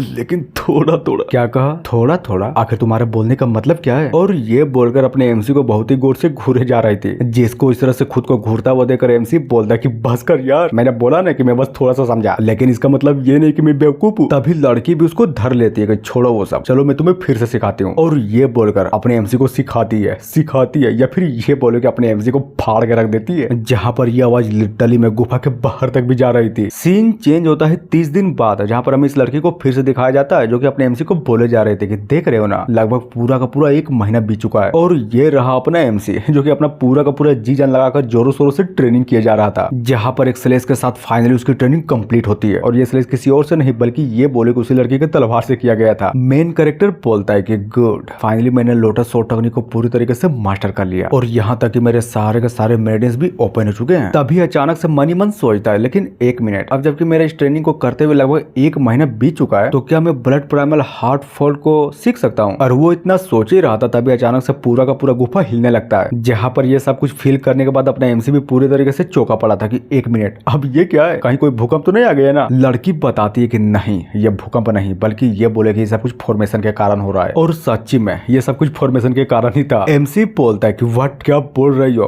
पहले ये बताओ आखिर तुम्हारा फॉर्मेशन टिकेगा कितना देर? वो बताती है कि ज्यादा देर नहीं, बस 4 घंटे। क्या बस 4 घंटे? तब तो बहुत ही बड़ी गड़बड़ की बात है। अगर समय रहते मैं अपने सोल को अपने बॉडी के साथ फ्यूज नहीं कर पाए ना, तब तो बहुत ही बड़ी दिक्कत हो जाएगी। क्या करूं मैं क्या करूं? मुझे कुछ भी समझ में नहीं आ रहा, सिर्फ 4 घंटे बचे पड़े हैं और ये ब्लड प्राइमल हार्टफुल आर्ट। तभी बोलता है कि मिस रेन, मेरी बातों को ध्यान से सुनो, क्या तुम ऐसा कुछ कर सकती हो जिसे मैं मौत के बिल्कुल करीब पहुंच जाऊं? कर तो सकते हो, लेकिन क्यों? मैंने जो बोला ना वही करो और बस इतना समझो कि ये हम दोनों के लिए है। लेकिन पहले ये बताओ आखिर जरूरत क्या है? वैसे भी ऑलरेडी मेरी इंजरी पूरी के पूरी तरीके से हील हो चुकी है। यार देखो, मुझे पता है कि तुम बहुत ही ज्यादा पावरफुल हो, लेकिन मेरी बातों को भी तो समझो। बाहर के साइड इंतजार कर रहा वो बंदा कोई और नहीं बल्कि ये बोले कि मेरा भाई जू चांगे है। और इतना बोलने के साथ ही अचानक से मनी मन सोचता है कि अगर इस गेम के ओरिजिनल स्टोरी लाइन के बारे में बोलूं ना, कि यही वो पल है जब इस लड़की की मौत मेरे भाई जू चांगे के हाथ होती है, और ये चीज मैं तो बिल्कुल भी नहीं चाहता। तभी बोलता है कि यार देखो, कुछ ऐसी बात है जो मैं तुम्हें नहीं बता सकता, लेकिन इतना जरूर बता सकता कि उसकी पावर तुम्हारी पावर से बहुत ही ज्यादा है। इसलिए चलो जल्दी करो, मेरे पास एक प्लान है। तुम मुझे होस्टेज बनाओगे और जैसे ही मौका मिले ना, मुझे वहीं पर छोड़कर तुम वहां से भाग जाओगे, समझ गए? जहाँ पर बात करें लड़की की, तो वो भी अपनी तलवार को अंदर रखते हुए बोलते कि ठीक है, जैसा तुम बोलो। वैसे भी ऑलरेडी तुम्हारा मुझ पर एक उपकार है, लेकिन पहले ये तो बताओ, जब मैं तुम्हें मौत के करीब पहुंचाऊंगी तब एक्चुअली में तुम्हारा प्लान क्या होगा? ज्यादा कुछ नहीं, तुम मुझे मौत के करीब तो जरूर पहुंचाओगी, लेकिन एक बात ये भी याद रखना कि मेरा माइंड पूरी तरीके से जगा हो। पहले तो मैं इन दोनों पिल्स को एक साथ लूंगा ताकि मेरा सोल मेरी बॉडी के साथ अच्छे से जुड़ सके। उसके बाद होगा असली आतंक, जब मैं इस तकनीक का यूज कर फाइनली अपनी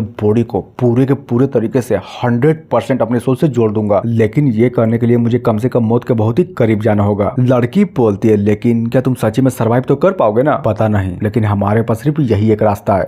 समझ गई, तो ठीक है, अपने आप को तैयार कर लो। और ये बोलकर अचानक से अपनी एमसी पर अटैक को कर देती है, जिसको इस तरह से अचानक से करता हुआ देखकर अपना एमसी भी एक पल के लिए चौंक जाता है। जहां पर बात करें अपने एमसी की, तो अटैक लिटरली में इतना पावरफुल होता है कि धीरे धीरे कर अपने एमसी को जमाने लगता है। और हाँ, इस चीज के कारण अपने एमसी को धीरे धीरे कर बहुत ही ज्यादा दर्द भी हो रहा था। लेकिन क्या यह दर्द फाइनली इतना बढ़ जाता है कि अपने एमसी भी इस दर्द को नहीं बर्दाश्त कर पाता और धीरे धीरे कर अपने मेन कैरेक्टर की आंखें बंद होने लगती है, बेहोश होने लगता है, जो कि नहीं होना था। पर तभी कहानी में ट्विस्ट, वो जो लड़की थी ना, वो अपनी क्यूआई का यूज कर अपने एमसी को जगा देती है कि जागते रहो, बिल्कुल भी मत सोना। एमसी भी लाइक थैंक यू मेरी हेल्प करने के लिए। और ये बोलकर वो दोनों के दोनों पिल को एक ही बार में गपक लेता है और लिटरली में दर्द के मारे चिल्लाया जा रहा था, बहुत ही जोरों शोरों से चिल्लाया जा रहा था कि चाहे कुछ भी हो जाए, मैं करूंगा, मैं अपनी आत्मा को अपनी बॉडी के साथ जोड़ के जरूर रहूंगा। और एट द एंड उसी तकनीक वाली बुक को निकालता है और फाइनली उसी तकनीक को परफॉर्म करने लगता है, जहां पर अपने एमसी के शरीर से रेड ओरा निकल कर उसके माथे के ऊपर एक बहुत ही बड़ा फाउंडर बने जा रहा था। और इसी तरह से करते करते अपने एमसी को इस बॉडी के पास के बहुत सारी यादें भी आई जा रहा था, जहां पर अपने एमसी एक तरफ नंगी लड़कियों को नहाते हुए देखकर मजा लूटे जा रहा था, तो वहीं दूसरी तरफ कमजोरों को परेशान कर मजा भी लूट रहा था। कभी भी लिटरली में ये बंदा कभी भी अच्छा काम करता ही नहीं था, या तो लोगों को परेशान करता था या फिर जंगल में जाकर छोटे मोटे जानवरों को भगा कर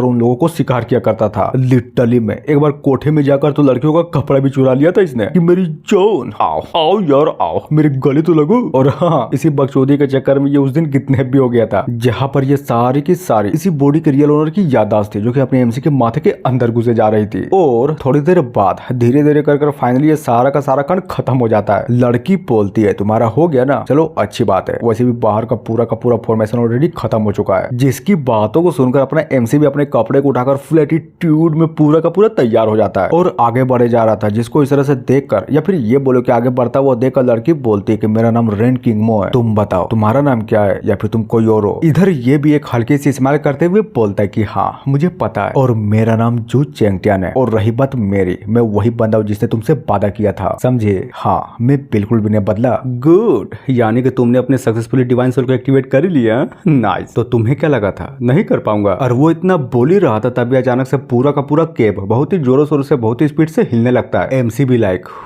लगता है कि वो लोग फाइनली आ ही गए और ढम से कर बहुत ही बड़ा धमाका होता है जहाँ पर हमें उन्हीं बंदों को दिखाया जाता है जो कि अपने एमसी या फिर ये बोले कि अपने थर्ड प्रिंस को खोजते हुए यहाँ तक आए हुए थे। कोई तो बोलता है कि मिस रेन चलो जल्दी करो और अपने आप को बाहर निकालो। जिसकी बातों को सुनकर अपनी लड़की भी फाइनली बाहर निकलने के लिए तैयार हो जाती है और जैसे ही अपने तलवार को निकालना ही वाली थी तभी अचानक से अपना जो एमसी था ना उसको इस तरह से करने से रोक देता है कि चिंता मत करो मैं हूं ना, सारा का सारा काम मुझ पर छोड़ दो। तभी बोलता है कि सुनो भी सब लोग, मेरी बातों को ध्यान से सुनो, इस लड़की ने मुझे घंटा भी नुकसान नहीं पहुंचाया तो एक काम करो जाने दो। मैं ये चाहता हूँ कि लड़की यहाँ से चली जाए। समझ गए ना कि मेरा बोलने का मतलब क्या था। और हाँ जैसे धूल हटती है ना तो अब जाकर पता चलता है कि एक्चुअली में बाहर के साइड खड़े हुए सारे के सारे बंदे थे कौन। जहाँ पर बात करें अपने एमसी की तो भी मार्क्स वाली लड़की को देखते हुए मनी मन सोचा जा रहा था कि एक मिनट ये लड़की ना क्या ये वही नहीं है जो हमेशा मेरे भाई जूचांग के बगल में रहती थी और जब भी वो मुझे पीटता था तो उसको हथियार लाकर देने वाली यही लड़की तो थी। लेकिन समझ में ये नहीं आ रहा कि आखिर ये लड़की यहाँ पर क्या कर रही है। उधर लड़की भी अपने एमसी को देखते हुए लाल बाल वालों को बोलता है कि जूचैन एक काम करो जल्दी से थर्ड यंग मास्टर को यहाँ पर लेकर आओ। वो भी लाइक ठीक है। और जैसे वो कुछ कर पाता तभी अचानक से सामने का नजारा देखकर वहां पर खड़े सारे के सारे बंदे भी पूरे के पूरे तरीके से चौंके पड़े थे क्योंकि अपना एमसी जो कि पहले नल्ला था घंटा भी कल्टीवेशन नहीं कर पाता था और यहाँ तक कि उसके सारे के सारे मेरिडियंस भी टूटे पड़े थे। लेकिन अगर बात करें अब की तो हाँ अपने एमसी अब पूरा का पूरा बदल चुका था। वो अपने हाथों में अपनी क्यूआई को लिटरली में बहुत ही आसानी से रिलीज कर पा रहा था। जहाँ पर ये भी फ्लैटिट्यूड में बोलता है कि मैंने क्या बोला तुम लोगों को सुनाई नहीं दिया क्या? मैंने बोला ना कि इस लड़की को जाने दो। जिसे इस तरह से अपने बारे में बोलता हुआ देखकर इधर लड़की भी बहुत ही गौर से बस उसको ही देखे जा रहे थे। और